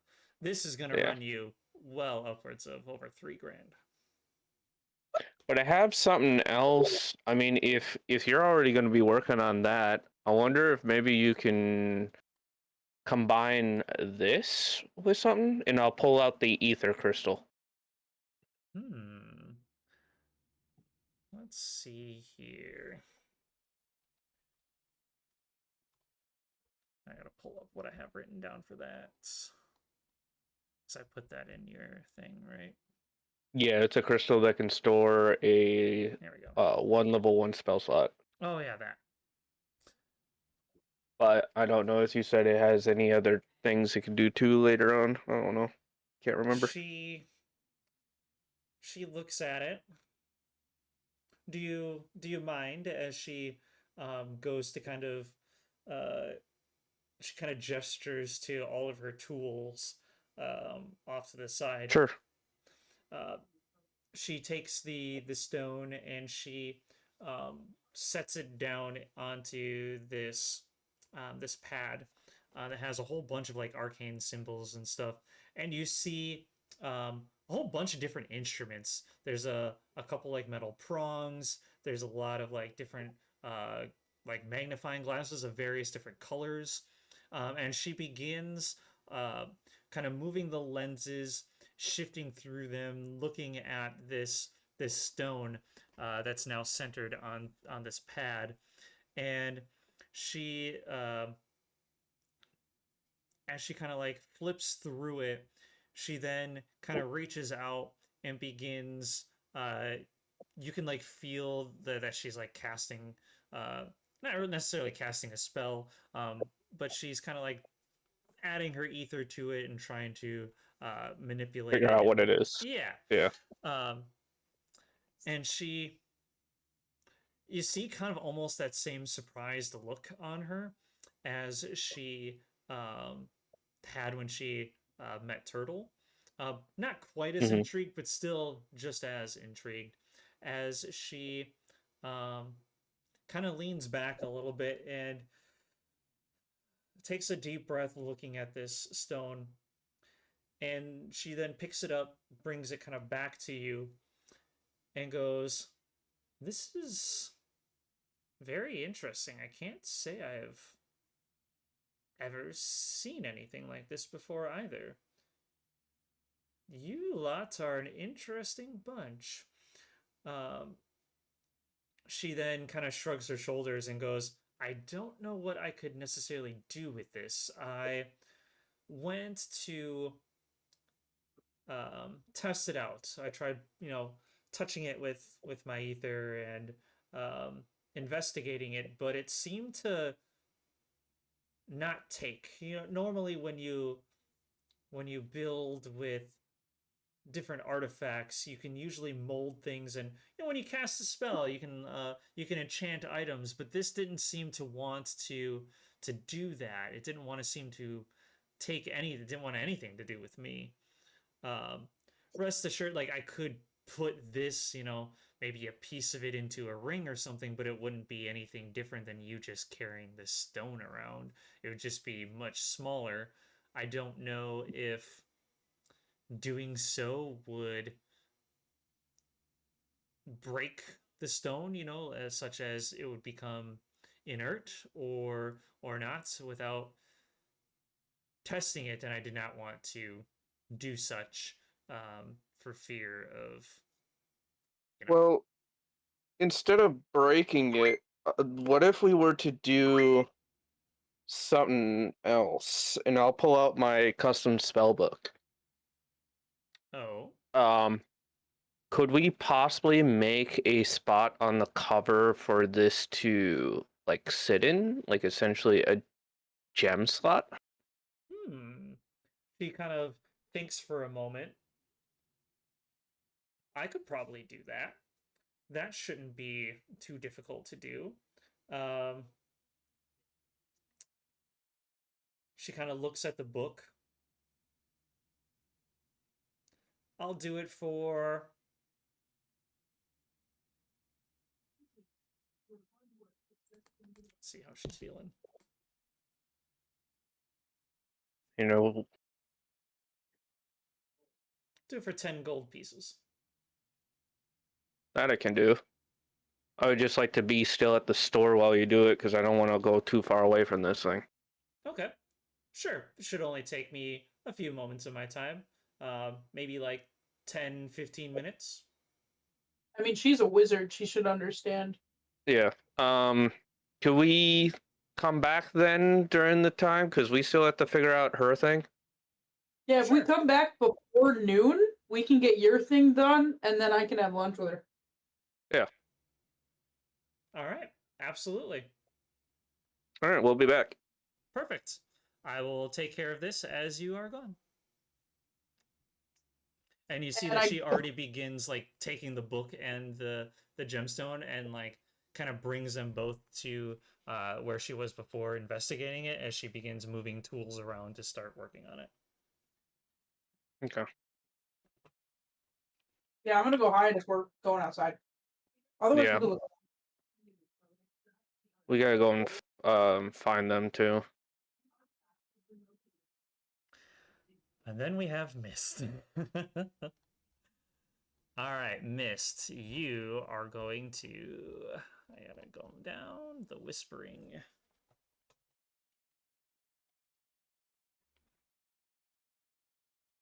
There you go, Whispering Wonders. All right, so Mist, as you walk up to the Whispering Wonders, the shop is very easy to miss. The building is very narrow, and it's also tucked between larger structures. The sign is faded and barely readable. The windows are slightly tinted, making it hard to actually see inside. There's no displays outside. There is no noise. There is no invitation. Like, it is literally a hole in the wall that you have to intently be looking for in order to find it, or you just randomly stumble into it. As you walk in, stepping inside of the store just feels wrong. The space is dimly lit by a few flickering lanterns, and the shelves hold the strangest objects. As you're kind of looking around, objects seem like slightly out of focus. Items just don't some items just don't seem to reflect light correctly, and shapes are kind of like hard to fully process. So you like look at this bottle and you think that it's round, but like there's something just really off about it. The air feels heavier and everything just seems quieter. Occasionally, every now and then, you hear something creak, but you look around and nothing is really moving. Mist is definitely like keeping his slate close, like pretty much ready to swing out at anything that jumps out at him. Gotcha. As you are kind of looking around, you hear this slight like billow as you see this like cloaked figure just like move through the store. All you catch is the cloak, and you barely catch the cloak as it goes from one side of an aisle to another. This person is going back and forth, putting different objects onto the shelves. You see them taking a jar that has this like strange greenish liquid inside of it, and you swear as you look closely at it, you see like there's like a small bone that is also inside of this liquid as they just set it up onto the shelf. This gets a little bit closer and like tugs on their robe, like very carefully, like really not wanting to be here. As you go to like pull on their cloak, it's the weirdest feeling. You feel like the cloak isn't there, but it is at the same time. Like your hand almost like goes through it, but you still manage to catch it. Almost like putting your hands in seaweed. Like it just kind of like yeah. And you see the person kind of turn towards you, and you can't see their face. It is completely hidden in shadows as they say, "Yes, how can I help you?" Mist holds up his slate and taps it and pretty much does like a hand wrap with the anti-magic crystals that he's got, or well, the crystal shards he's got. It doesn't have to be one or the other. As he like rummages out and pulls out said shards. He gestures here. I'm gonna say he just gestures towards the counter as he moves over, and it's the weirdest thing. Like, you know how if you like look through 3D glasses, how there's like the actual image and there's like a blue after image and like a red after image. It's almost like that with like various different colors as he moves towards the counter. So it's very disorienting.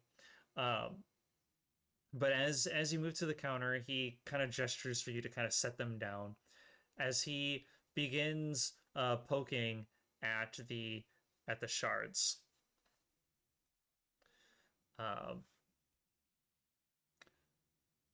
You would like this equipped? He thinks about it and starts nodding slowly, getting a little bit faster with every down and up. Yes. I can do that. And the entire time, you can tell he's looking at you, but you just can't see the eyes. He pauses for a moment, and he then holds up one finger, and he goes, 100 gold. Mr. Eyes widen at that, and he's like, he'll put his paw down on his slate, and he goes, "Can I come back later once I talk to the others of my traveling troupe?"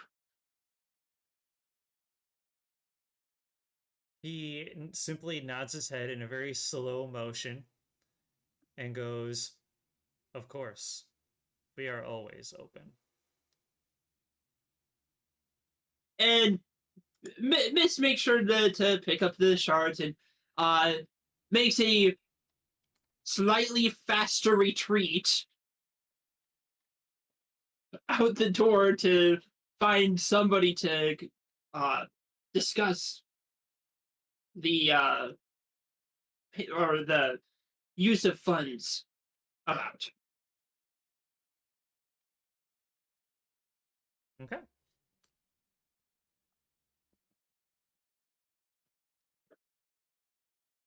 That's It's like all a Miss has. it's like a creepier Zur from fucking Destiny. Yeah, pretty much. Like, there's Miss like, I need an adult. Okay. So what's gonna end up being the total between everybody's things? I've yet to ask for a couple of my stuff yet. I just Yeah. waited because I'm assuming Kane and Turtle have left when We're we like end just up going outside, probably in. leaving. I was gonna. That's what I was kind of going here. Is that after you guys all went, Mist is probably gonna, catch up to Kane and Turtle, and then you guys end up catching up at the same time. Because I was gonna say ours is probably the longest for talking compared to all of them. Mm-hmm. Mist went in, talked to the person for like 2 seconds, and booked it out of there after they got a response. Mm, Do you blame him though? And No, I don't Cormac, blame you. Yes. you went to your guild, correct? I went to the Hollow, yeah. Okay. And what are you doing there? So I'm entering, Okay. and I'm looking for what? It didn't really say who the buyer was specifically, I don't think, the note. So I'm going back to the person who gave me the note to ask who the buyer is, Gotcha. and then also who Blackstep is, and where to find both of them. Gotcha. Give me a perception check. That's terrible. 8. 8. Okay. Okay, so not that. It takes you a little bit. You kind of ask around, and you end up finding this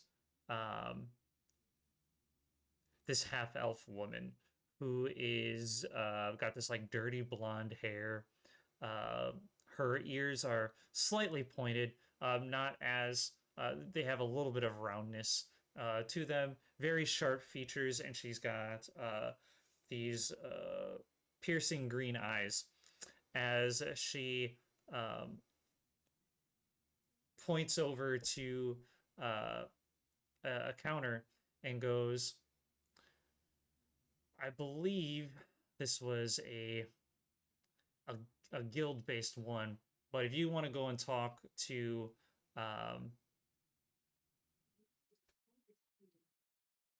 you want to go talk to Eli, he'll be the one to take care of it for you. Okay. And you see, I'm gonna have reread the note, and I just saw Velvet Tongue knows who wants it, so I want to find who Velvet Tongue is. Velvet Tongue.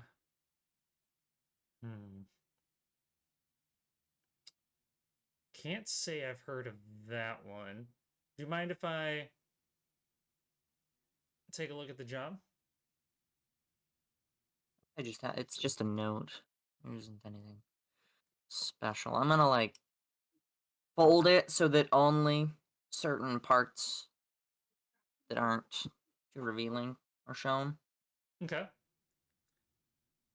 She looks at it. Do you also what parts are you showing? I'm gonna show. Let's see. Do not trust the priest to tell the whole truth. Do not trust the buyer to tell any truth at all. Do not let Blackstep take it first. Velvet Tongue knows who wants it. Blackstep knows why. That section. Okay. The So only important part. she reads through that, and she stands up and walks and begins walking away. She turns and looks at you as if she's expecting you to follow her. I'll follow. As she kind of like leads you past a whole bunch of tables, she takes you to this board, and this board is filled with various different things. There is like some notes that are kind of put up there. There's a lot of pictures. Some of them have giant X's drawn, cut into them. You see a couple with like the eyes essentially like prodded out. A couple other ones that are pinned up there by various different arrows, knives, etc. And you see her pull, reach up and grab one of the images, and she pulls it off, and she hands it over. She hands it over to you, and the image doesn't have a lot to it, but you can tell that there are a couple distinguishing features. One, the face is mostly covered by like black cloth, whether it's through the covering the mouth, etc. The one piece that is not covered, however, is the ears that stand up. And you notice that there is a bit of color to this picture. And you see a description that says Black Step wanted for going against guild rules.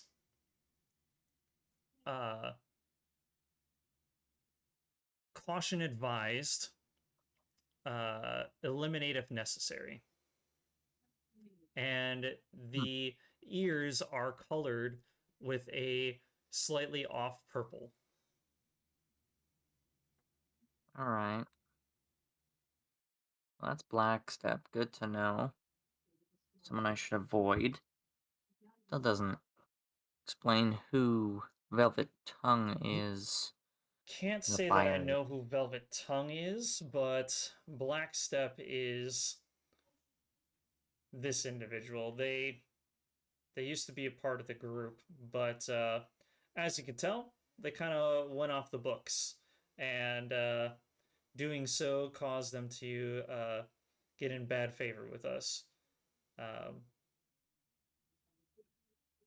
have heard some rumblings that they're back in town, but they should be found hopefully sooner rather than later at this point. I wouldn't worry too much. All right. About a second question. Yes. This is unrelated. Silk Song. Ring any bells? Used to be a member. I don't know. She thinks for a moment. I wonder if Blackstep and Silk Song are the same person. There That was kind of rumor. what I was questioning. There was rumor about there being a group of them, but I think it was part of the front. All right. Well, that's good to know. Well,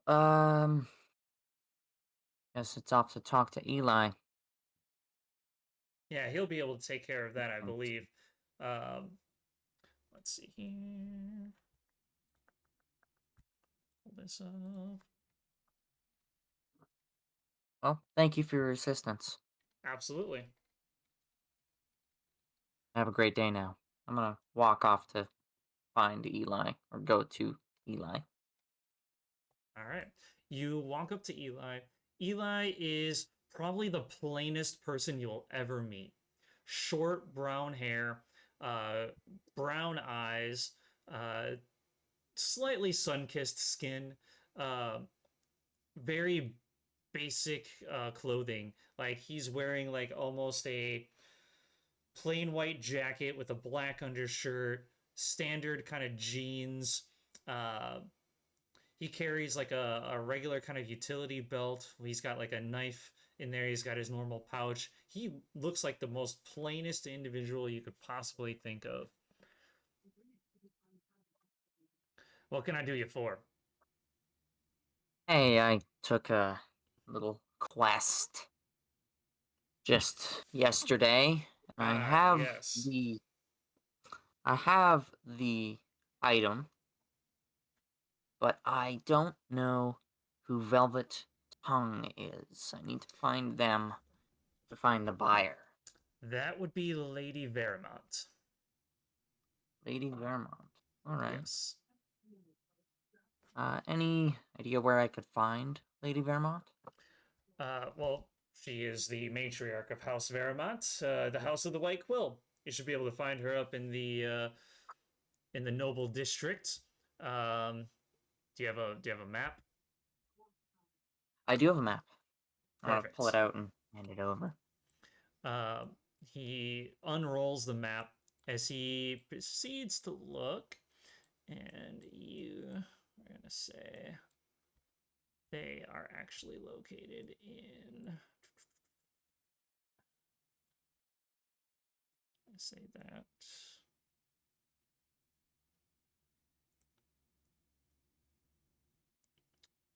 We'll say this right here.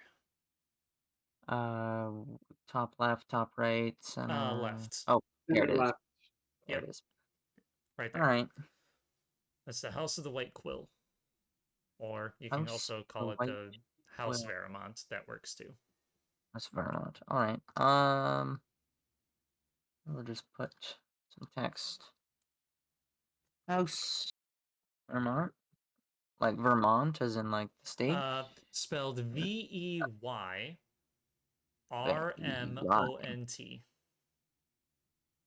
There. All right. I was close. Close. House Vermont. All right. I'll just put a guild token so that I can see where it is. Yeah. All right. She's the one in need of it. I take it Right, and you are the one causing all the ruckus? you could say Good, good. Be sure to you wouldn't what? you wouldn't happen to know the rice behind it. They didn't really say specifics. I don't think. As far as the Yeah, the reward. the reward for it, reward for completing the job. They didn't say, but it is House Vermont. They are one of the up and coming. Well, I shouldn't say up and coming. They are the up house here in Revelia. I'm sure you could probably finagle quite a big price from that.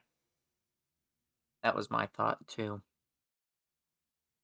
Well, thank you for your time, Eli. Absolutely. Anything else I can do Have an for you? amazing. Silk Song. Any information that you may have, and if it is the same name or a different name that the what was the other name that you just said Blackfoot earlier? or Blackstone? Blackfoot? No. Velvet Tongue? No, the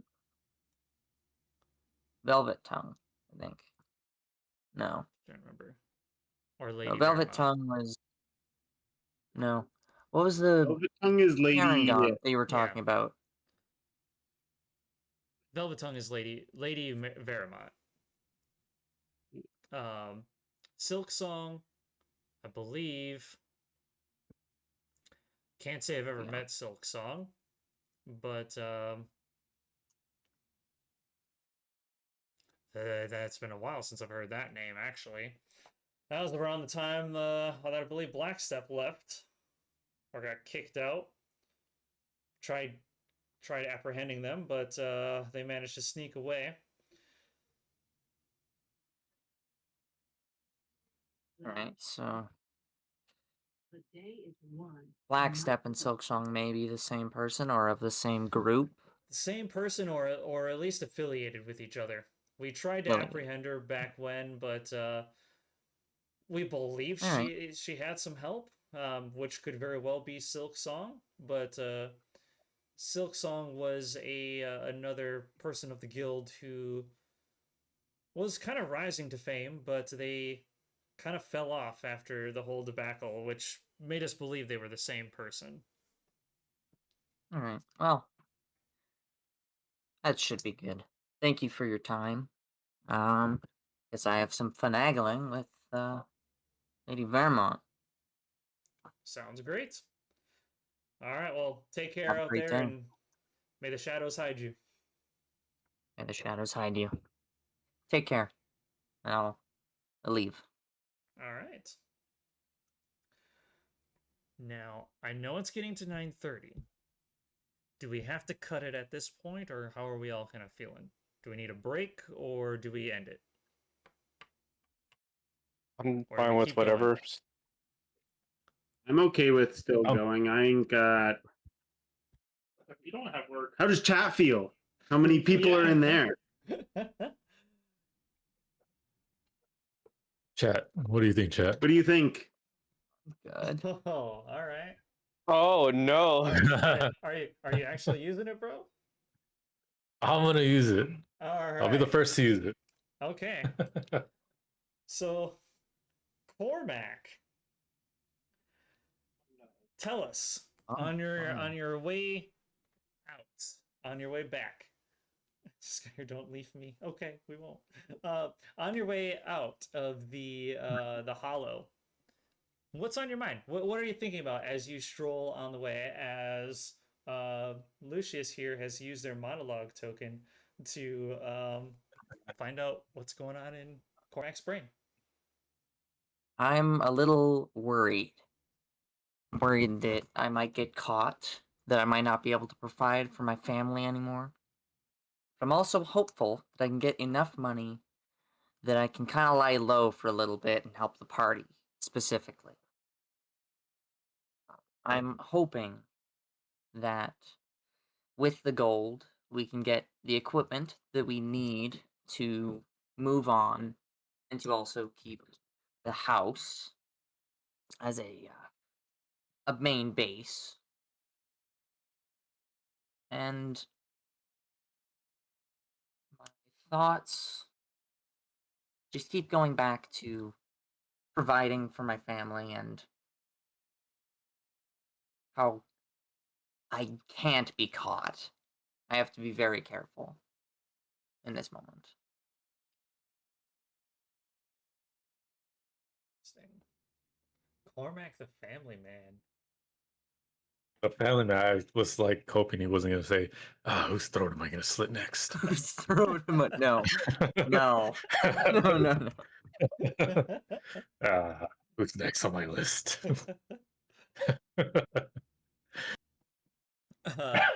No, I'm W monologue. Let's go. Woo! Yeah. Mip, we'll kind of circle back to you since we'll kind of like start initiative back up again here. Mip, what are you kind of doing in this point in time? Oh, I've been looking for. I've just been kind of trying to see what's going on around the town. I haven't spent much time around cities. Um, are we back at the house now? I think the rest of the party is kind of starting to reconvene, but more so back towards this magic shop, if I recall correctly. Because I've Okay. still got a I little was bit. meandering around some rooftops. I would like to say that I'm maybe like about right here now, Okay. and I want to. Go ahead. I would like to observe this market area. Okay. Are you looking for anything in particular? Is there anything that you're trying to like suss out, or anything that you're trying to search for? Well, I'm trying to. I'm keeping an eye out for that Dragonborn person again, but I'm also just seeing You're talking about what's the kid, the going one on. that stole. The one that stopped the kid, Oh, the one that Herring stopped guy. the kid, the herring gun. Okay, gotcha. Sorry, it's been a while. um, and I'm also just kind of just seeing what's going on around the market. Okay. Give me a perception check. Do. That'll be an 18 plus 4, 22. Okay. As you're kind of watching around the bazaar and the marketplace, your eyes catch most of everything. The regular birds that are flocking around in this area trying to get whatever food that they can from these various open stalls. Same thing, you catch a couple kids that are they're hungry, so they try the same thing where they try and like grab an apple off of an open stall and run off. Only to be chased for a couple feet before being left to run off because they can't leave their stall unattended. You see lots of different stalls. You see fish. You see fruits and vegetables, spices, cloth. You even see small pets and other things like that. You are also kind of like on the lookout for that Harangon individual that you've seen earlier. Um, you don't really see anything for a while as you're kind of looking out.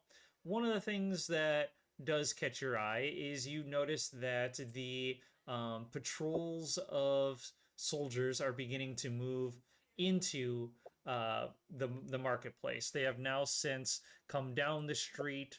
They're beginning to kind of meet into this wide open space where, again, a lot of people are it's a high traffic area, so they're hoping to talk to as many people as possible.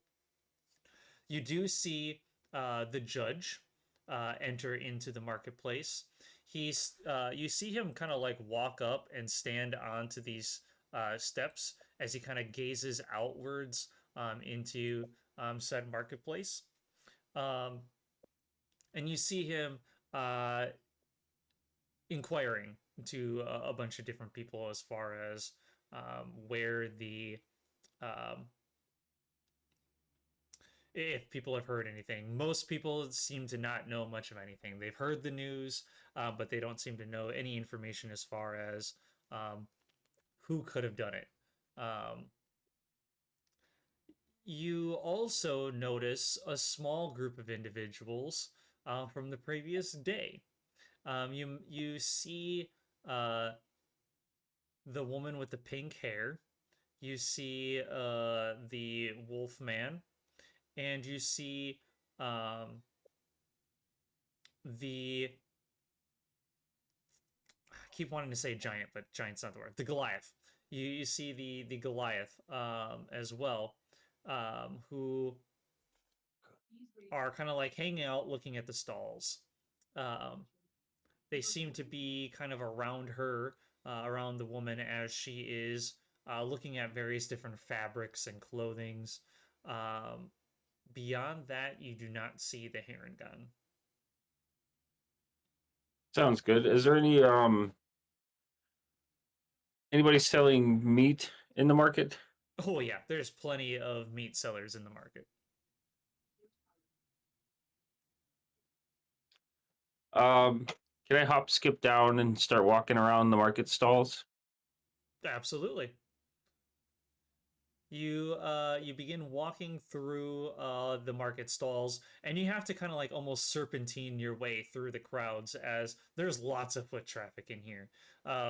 There's maybe a small section down the center where people aren't walking that you can sometimes occasionally walk into to avoid getting stepped on, but even then you still have to kind of like weave in and out of traffic as well as hiding in some of the stalls, jumping on top of them just to try to get away. But yeah, you managed to find quite a few different meat sellers. Some of them are selling some very questionable meat.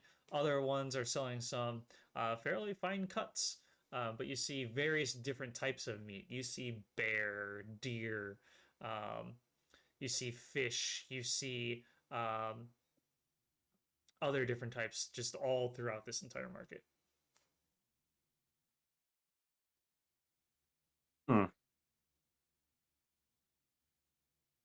And Kane and Mip are still down at the shop. Or Cane and Turtle, yeah. Kane and Turtle, Mip. Yes. Yeah, me. Yeah, Kane and myself. Huh? I'm gonna make my way down toward them, but I'm gonna stop and listen to the judge for a second, just eavesdropping. Okay. You hear his voice. He's got a very commanding presence. His voice sounds very warm. Even though he asserts power and it seems to like echo through his helm, and he asks very straightforward questions. It's you kind of almost wonder why people are afraid to talk to this man, despite. Let's see. You mostly live in the Grove. Yeah, I'll say that. You kind of wonder why people are afraid of this guy. He seems fairly pleasant. He doesn't have like a cold voice. He hasn't once touched his sword. He asks very basic questions, and he's simply just asking people where they were last night. And when people mention if they were near the area, he asks follow-up questions as far as, did you see anything? Have you heard anything? Asking for any information if they have further information to reach out to the patrols or him, and he will inquire further. Okay. I want to head over by Kane and Turtle. And when I get there, I want to kind of just start pawing at Kane. And I'm going to look up at him and be like, I'm getting hungry. Well, about you? We'll get food in a second. We're waiting for the rest of the group because Mip really wants something, and it's Actually, quite expensive. Now that you mention it, I'm kind of hungry too. Well, Honestly, I'd probably say at that time too, I'd say the rest of the party has kind of circled in outside of Cormac. The rest of the party has kind of reconvened together at that one spot. This is where we become Kane's problem. guys, we need to hurry. They're getting hungry. They're gonna be no longer controllable. We need to find food. We're absolutely sure I can't eat the guards, right? Can't eat 'em. Not the guards. And you can tell she's joking. You guys go look for some food. I've got a couple magic items I wanna ask for. I'll meet you guys up. I don't want to hold the cats up before they eat one of you alive. Well, Well, Mip, actually, I mean, while we're here, we kind of want to discuss magic items and budget and everything. I can We pay always for my discuss that own, while so we're I'm fine with that eating one. after you have food. I've got lunch scheduled. I'm good. I have a date. Yeah, that was part of it. You. Yeah, all right. Do all right.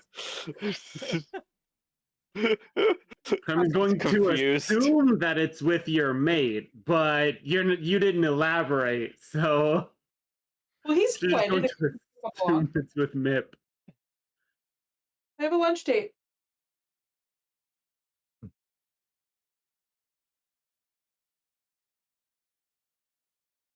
Now, my question, because I discussed in the shop how much my item would cost. Mhm. And 300. Oh, Turtle's addressing the party now. She's like, there is a personal cost, which is nothing. I can pay it, no problem.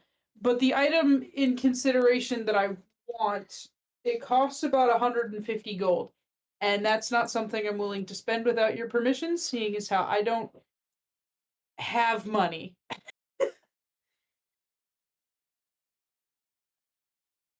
I should at least ask about my items before we consider what else there is to get.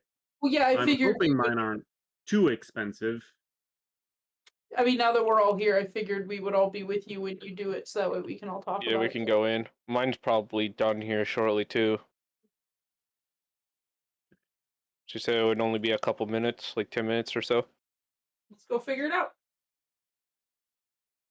And then Mist, you were also looking for the rest of the party too, as well, right? Yup. Okay, cool. He holds up that he needs to ask about money too. All right. You enter into the establishment, and you see her still working on the. I gotta find out where is it here. Wait, no, not there. Almost forgot what the name of this place was. There we go. Wandering Star. There we go. You see her still working on the book, but you can tell that you can see that she like has the crystal, and she's like placing it into the book as she then begins finding a way to begin like fixing it in place so as it is now one with the book. You see her kind of like halfly look up, but doesn't like turn her gaze from what she's working on. She goes, "I'll be with you in just a minute." Yep. And after a few minutes pass, you see her kind of give a sigh of relief as she kind of like looks over the book. She holds it up, kind of turns it this way and that, making sure that everything is safe and secure before she stands up with both of with the book between both hands, and she then sets it on the counter and goes, "There we go, all ready for you." I do. I give her the 10 gold from my own pocket. Thank you very much appreciated. Looks like you have more friends. Hey, the rest of the party. Good. How can I be of assistance today? I am assuming this would be a sleight of hand to obscure what I'm trying to show her that I want, to hide it from the rest of the party. I will be using prestidigitation to use minor creation to create a non-magical trinket that will look, I guess, or illusionary image that will look like the image the item I want. Okay. And you're trying to hide that image from the rest of the party? Yes. Okay, gotcha. Yeah, that would be sleight of hand. Okay. Dirty 20. Okay. I would say if anyone wants to try and look, I mean, they most certainly can, but otherwise, I don't believe anyone's passive perception is over 20. No, it's 14 for me. What item were you looking for? That would be the Ring of Mind Shielding. Ah, gotcha. Let's see here.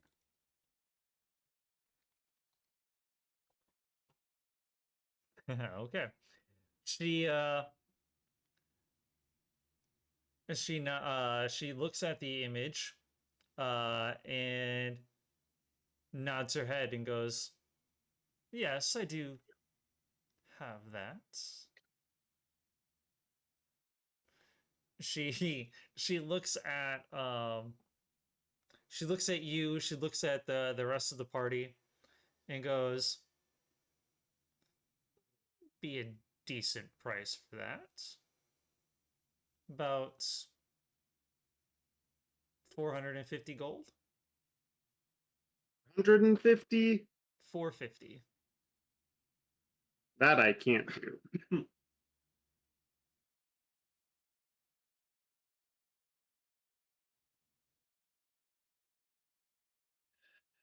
Well, I'm afraid I'm not gonna have enough gold for even a slightly better offer.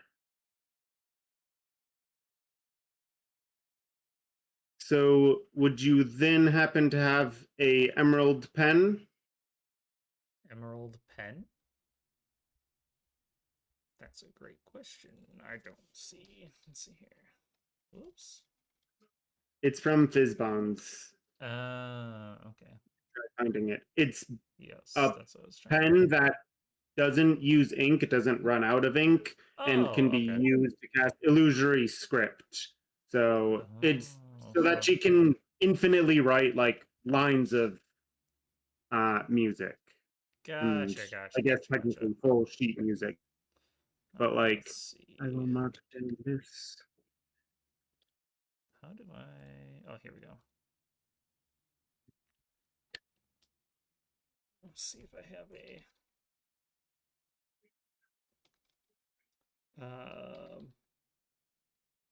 Here, I'll go with this.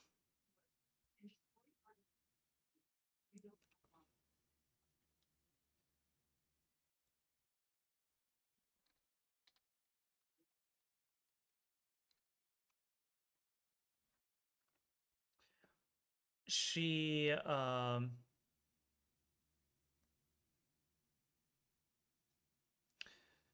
she nods her head and goes, "Yes, I have that. However, it's probably going to be roughly the same price. However, I do have something else if you're interested." As she goes and where was it? Here we go. And of course, that's not in there. Let me look. So many tabs. It's a wonder how I can find anything. Oh, okay, so that's not in there. And she pulls out a different pen that is let's see. Here we go. She pulls out a different pen. This one looks not as plain, or not as plain, not as extravagant. It's a very plain pen. And she holds it out and goes, I'll say 30 gold for this Ever Ink pen. Never runs out of ink. Just can't do the illusory stuff that the other one can do. That I can manage. Perfect. And she plates she like sets the pen down very so elegantly onto the counter and holds her hand out. I give her 30 from my personal amount. Okay. Perfect. Anything else I can do for you, friends? How much money do we have left? Could we still get Mip's collar? You mean turtle? Or Turtle's collar? Sorry. I do peek my head out and look at her, and I'm like, "Do you mind if I bring a date for lunch?" Another one of you? And I look down at Mip. Our party inventory would have 8 gold remaining, and all the silver, copper, and 7 platinum we have. She looks down at the other cat and goes, "Sure, I'll allow it." So we still have 7 platinum after my item, which is a lot of money. Yeah, well, That's 70 gold. You can always make more, and she kind of needs it. yeah. I'll eventually get what I'm looking for. 450 is too much for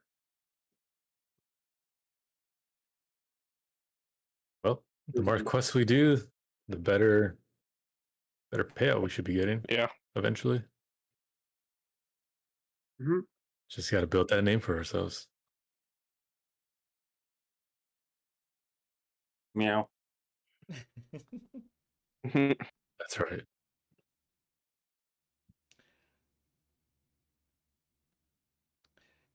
You see that So she let's is buy some.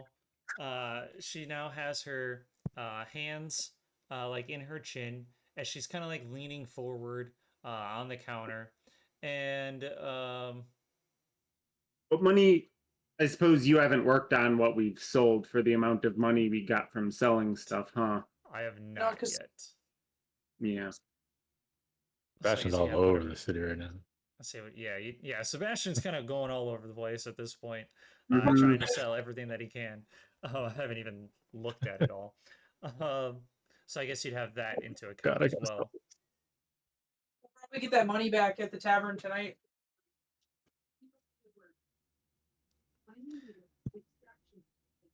And I'm trying to remember what I said. Oh yeah, I told Mist 100 gold, right, for his things. Okay. Mhm.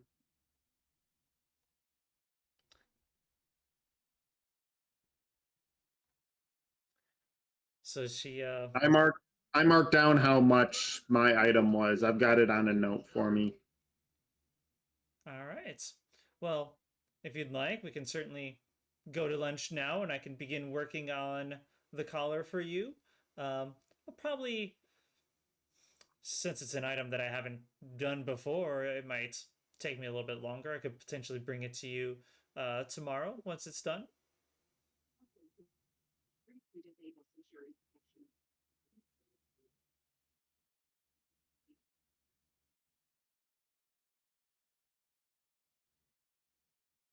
And where did you want to get your thing, Mip? I just wanted to get some food. But you can come Oh, to lunch with us and get food. Mist wanted something for 100 Yeah. gold? I wanted something that was 100 gold. It was trying to incorporate the magic crystals I've got. Okay. Well, we should have enough for that too. If we use the platinum and the silver we have. And whatever you get from selling stuff. Yeah. Mm-hmm.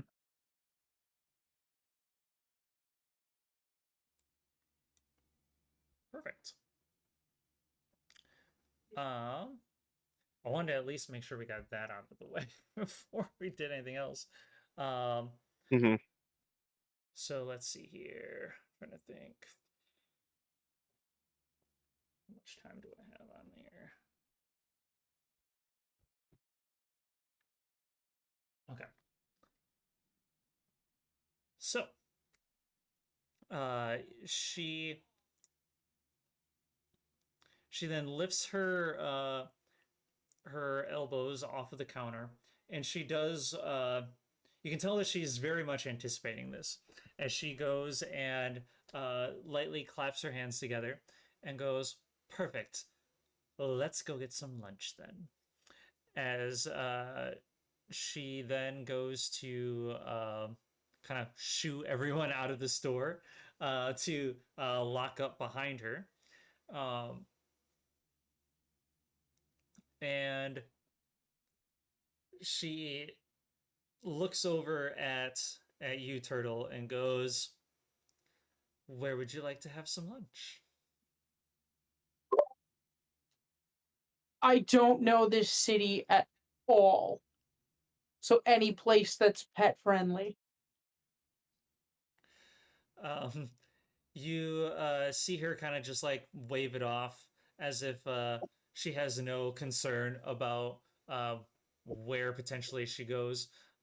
She goes, "What are you in the mood for?" I look down at Mip. You're the one that's hungry.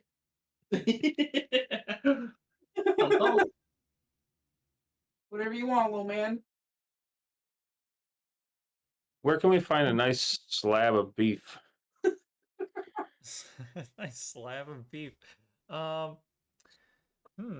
As she kind of like thinks for a moment, Let me pull up all my lists. Now you're actually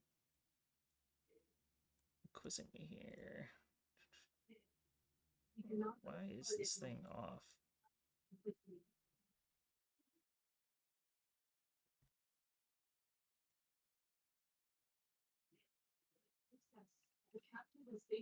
Oh, there we go. Let's see. Let's go to. Nope, it's not that.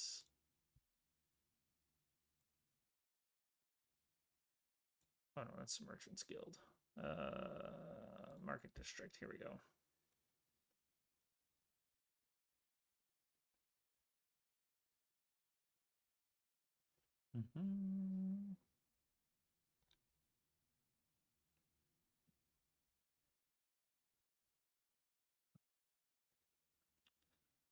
All these different things. Wait, here we go.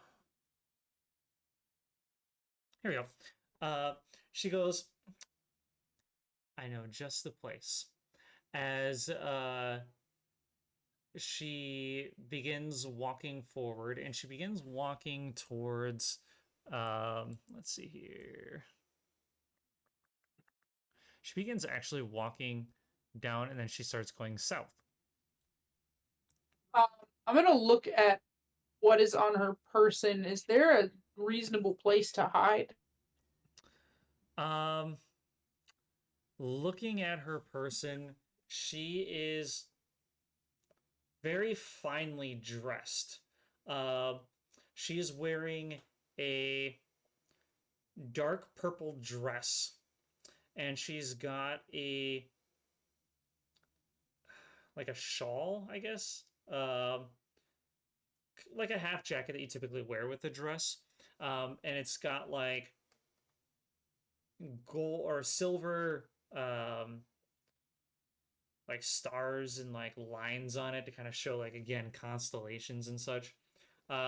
She herself doesn't have a whole lot of places to hide on her person. She turns to look at you to see if you're coming. I haven't left the shop. I kind of look over at her and I'm like, little awkward, but for obvious reasons, I'm a little nervous to walk around in the streets. Ah, right. Let's see. Hence How can we fix that? Oops. Let me see here. Nope, not that. Here we go.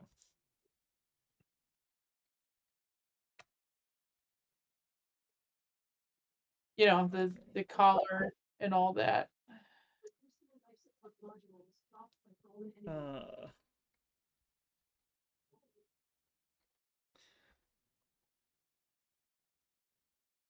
How long does this last? Yeah, that'll work.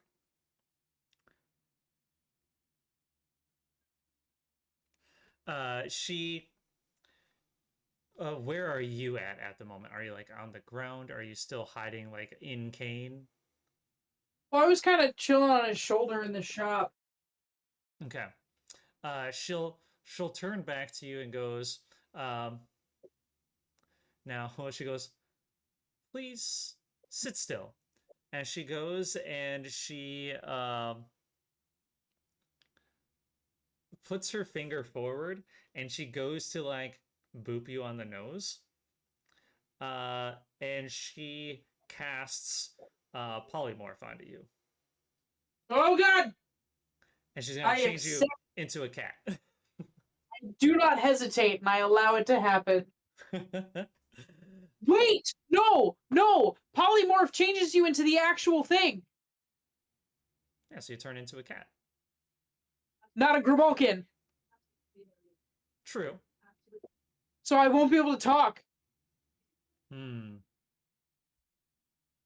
I tell her that won't work because then I can't talk. Does it? Oh yeah, I suppose. Well, yeah. Is there just Does she have a cloak that she could, like a traveling cloak that she could put on real quick? She thinks for a moment. Like a satchel, like a side bag or something. She goes, not one that you would want to sit in. As she goes and goes, give me one moment. As she unlocks the door, goes back into the shop. Let's see, which one would she take out? I'm so sorry for being difficult, man. I don't want kids to run screaming in the streets. she would probably have one of these.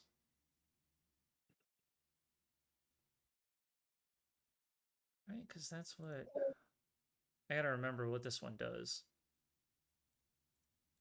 Back up, back up, back up.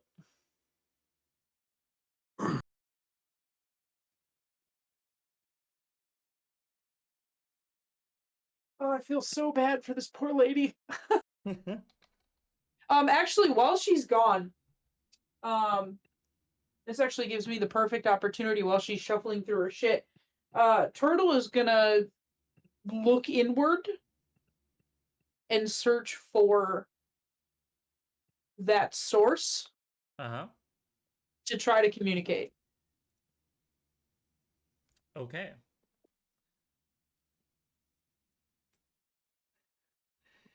As you look inward and reach out to this thing, Yeah, because I don't technically know what it is yet.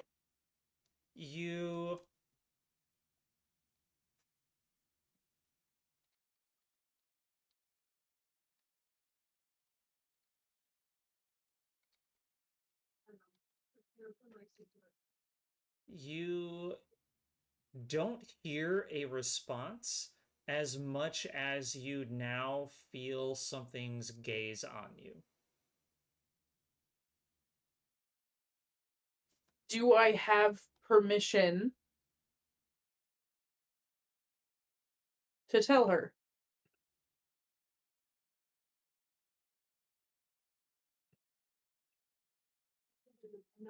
You feel it blink at you, and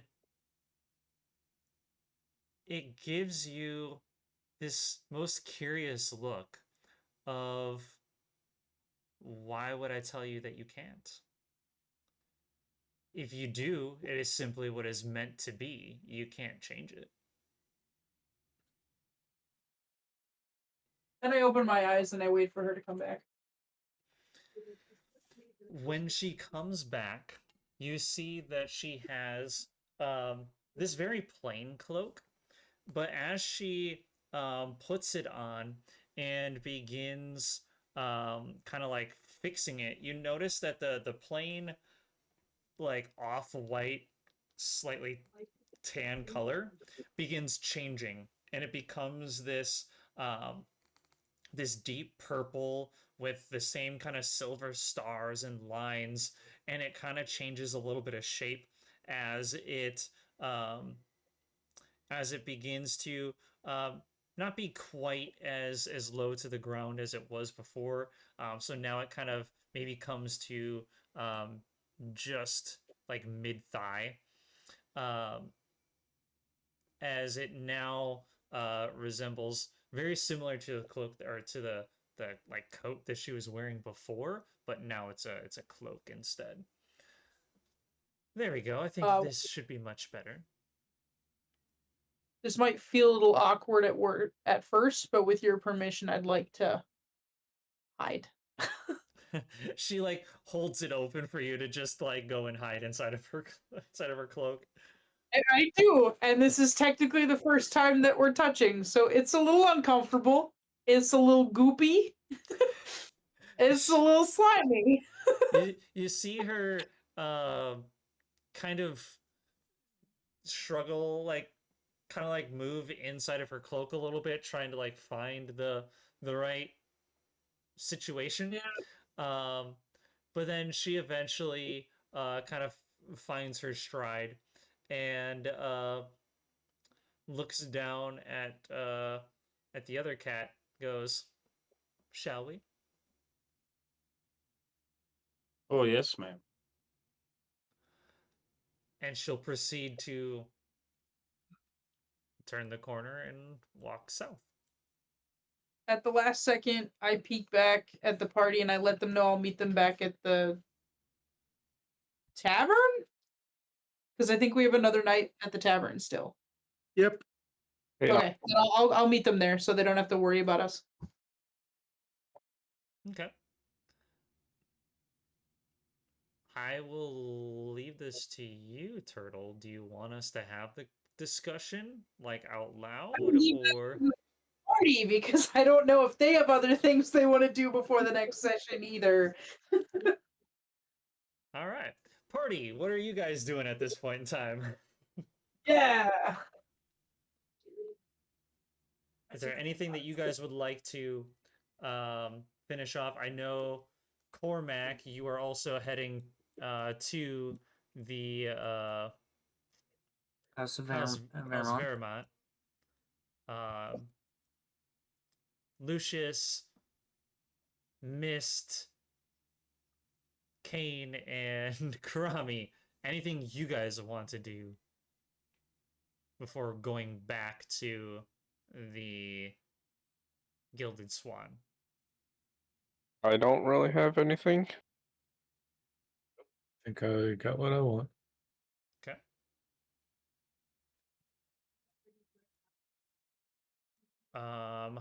Cormac, we'll end here with you as you go to House Vermont. I gotta come back up to here.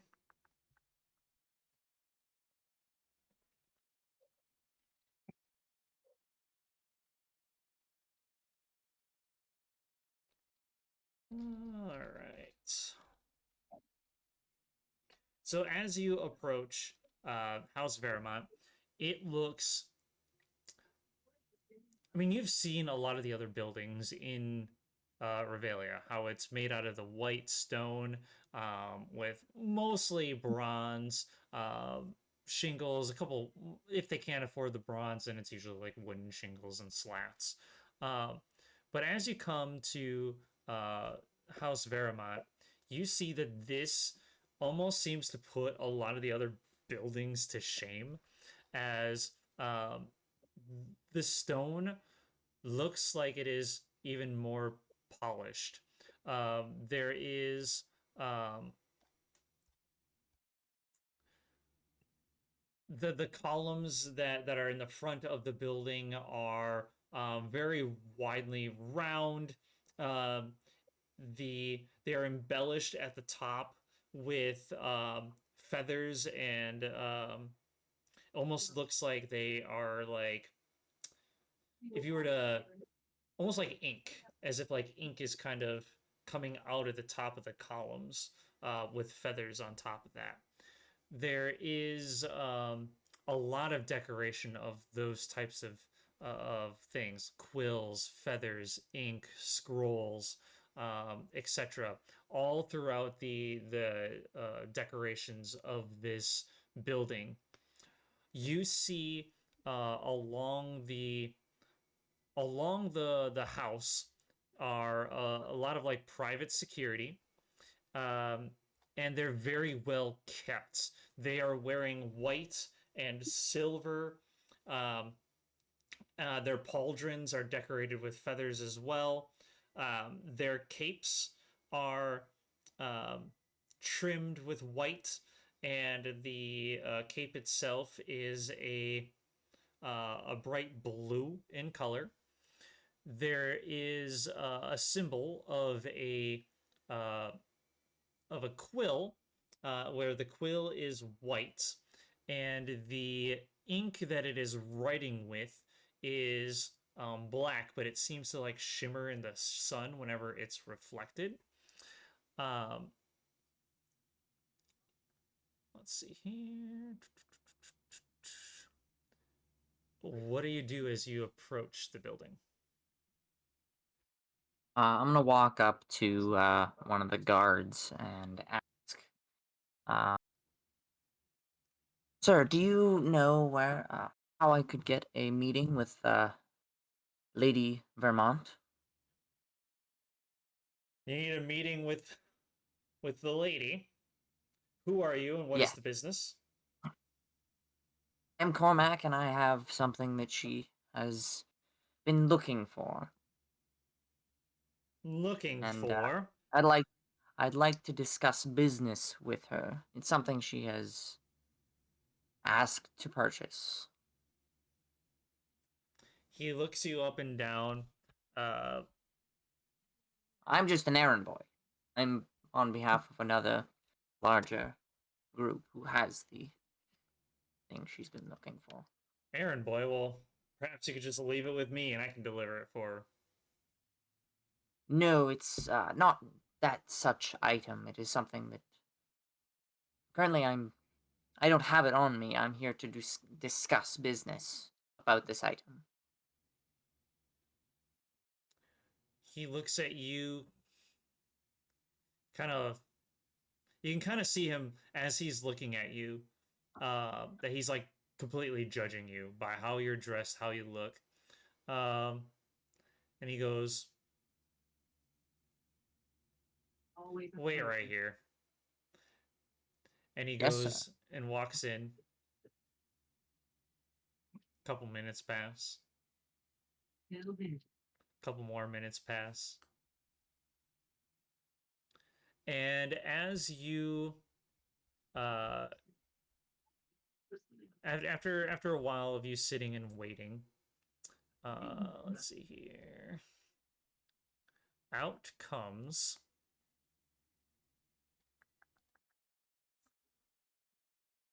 a woman.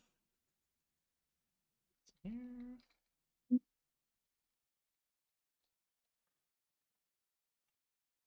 Out comes a woman. She has very long black hair.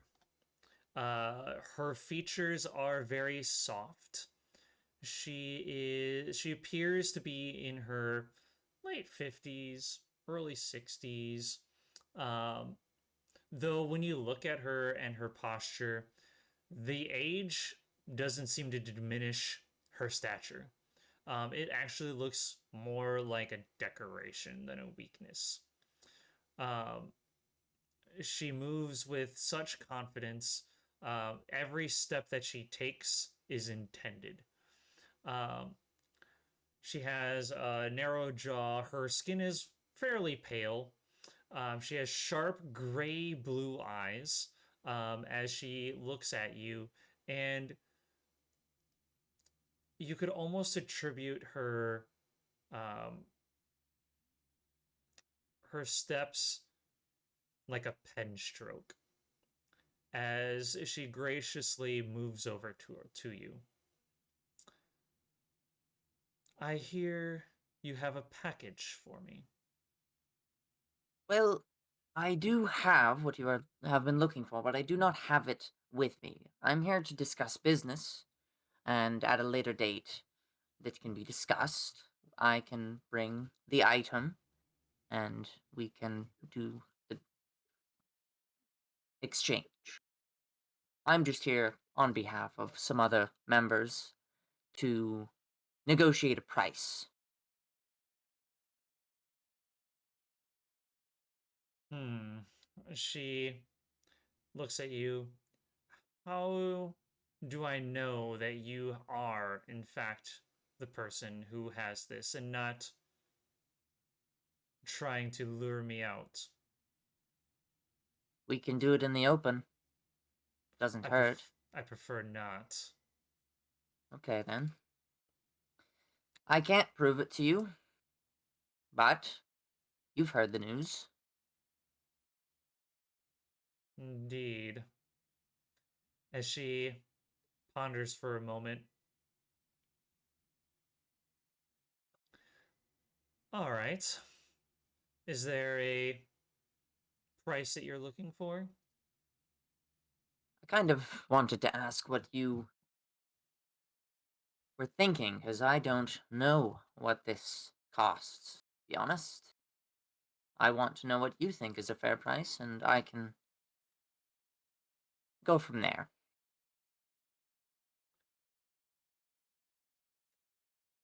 How about she looks at you? 750 gold. 750 for having. I don't know if that's. I don't think that's enough. There are many people involved, not just me. Okay. I What are don't you know how suggesting? important this is to you. I don't know, at least double. Give me a We've got mouths persuasion to check. feed and... Ooh. That would be 19 plus 4 for a 23. We have many mouths to feed, and we might have to skip town for a little while. You know, the business. She looks at you for a moment.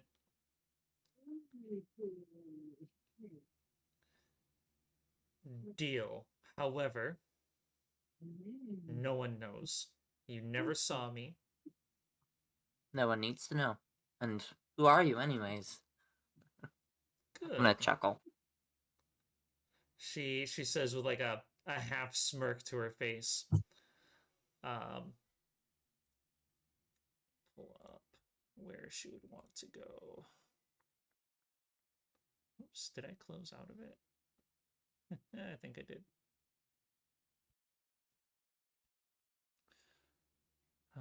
Let's see.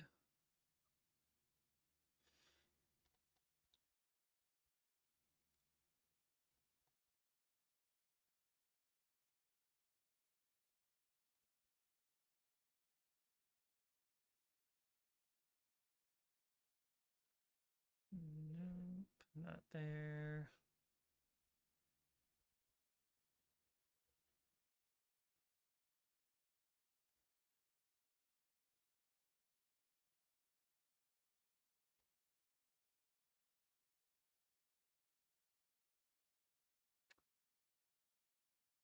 Okay. She goes, let's meet at the Velvet Lantern. Velvet Lantern. She looks up. At dusk. Dusk. Sounds good. They should be expecting me anyways, and it'll be fairly discreet by then. All right then. And Sounds you, good. as long I'll see you as at no the one else lantern. knows, you shall have your gold. Why would I tell anyone else? It would be pointless. She bows her head and turns to leave. And you see the guard who you had spoken with before comes back and maintains his position. I'll nod and I'll start walking away. Perfect. And I think that is where we'll probably end the session. Perfect.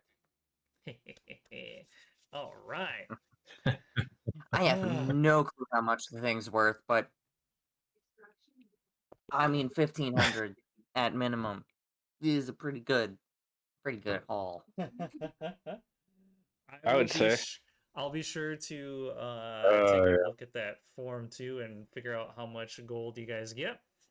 If anything, maybe I'll just kind of put it in the Discord. Just be like, hey, add this gold to the party funds for the items sold. That way you guys all know what's up. Hell yeah. But like we do every session, stars and wishes. Would anyone like to give stars and wishes for today?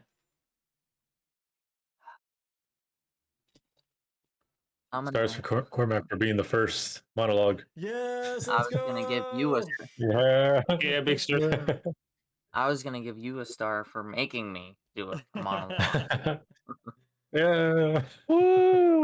I could have done better. But No. That was good. Yeah, if anybody It would might end up, Harper Turtle for the negotiation skills and torture she's gonna go through with that. I have no idea what I just did to my book. Honestly, I might have to come up with a little something for that. because I was like, I wonder what would happen if I gave that to my book. I bet you it would also be happy. It's got now a jewel that has the ability to harness magical abilities. Cool. And then Mist, since if anything, we can always put in where you go back and order it, so that way the next session you can go and like get your item. I'll have to come up with what that is gonna look like as far as the item itself and what it does. That way you don't have to play all that out, but that way you at least get your item and can start using it right away. Once we get the gold from Cormac's thing, I'll probably grab that item I was looking at, and then probably just whatever gold would go to me is gonna like mostly funnel back to the party to make up for the fact that the item I want is expensive. But I want it sooner rather than later. Yeah, it's quite a lot. question. How much could I have gotten for it? Great question. Just like the Tootsie Pop, the world may never know. Ah, Yeah. I did say at least double, but again, double is still 1,500 gold, and I'm pretty sure that's more than we need. She definitely lowballed it based off of how you looked. So Yeah. you got a decent pay. I was gonna say it's a relic in a It's a relic. sense, It is so a relic, yeah. but it'd be a hell of a lot of money.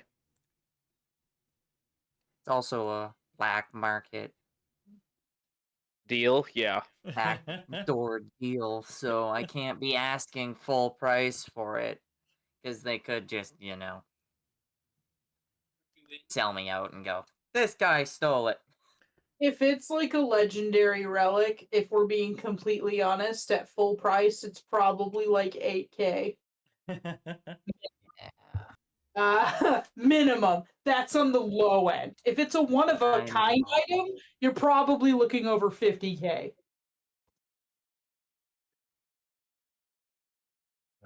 It was easily stolen. Yeah, I mean, it was a decent. Good. Midget. Couldn't have been that special. I mean, it has to be rare-ish. Well, But Don't worry, there'll be some information. because I mean, It'll actually, I technically already have the next session kind of planned out for you guys. So She better get us a private booth, because I ain't coming out in the middle of a restaurant. The judge, By all didn't he play in that movie Dazed and Confused? My only Is question his to myself. name Dread? He might have a problem. His name is not Dread. No, it is. His name is Alaric, Judge Alaric. Could be his last name. Yeah.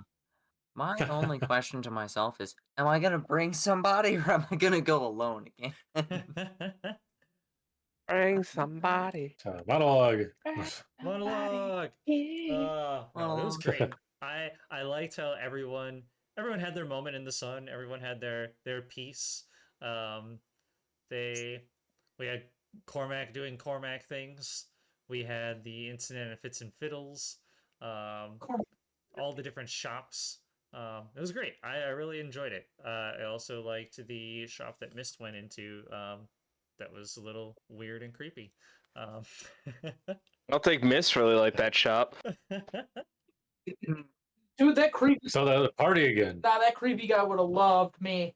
Oh yeah, 100%. Yeah, he would've. I think the lady you found really loves you. Oh, she's Although no. it's a different kind of love. We might have Dude, a she's problem probably with calling the uh, turtle by mitten. the end of this lunch, she's probably gonna cage me. Got a new creature to add to my collection. I'm Mip really will fight for you. If you get captured, Mip will beat her up. Yeah, that's why I brought him. And if you come back and tell me you beat her up, I'm just gonna take the ring from her. I'm gonna be like, Yeah, that's why I brought him. This is the cost of capturing one of my teammates, even if they are evil. Like, you can beat up surprised. that, and like, 450 stolen.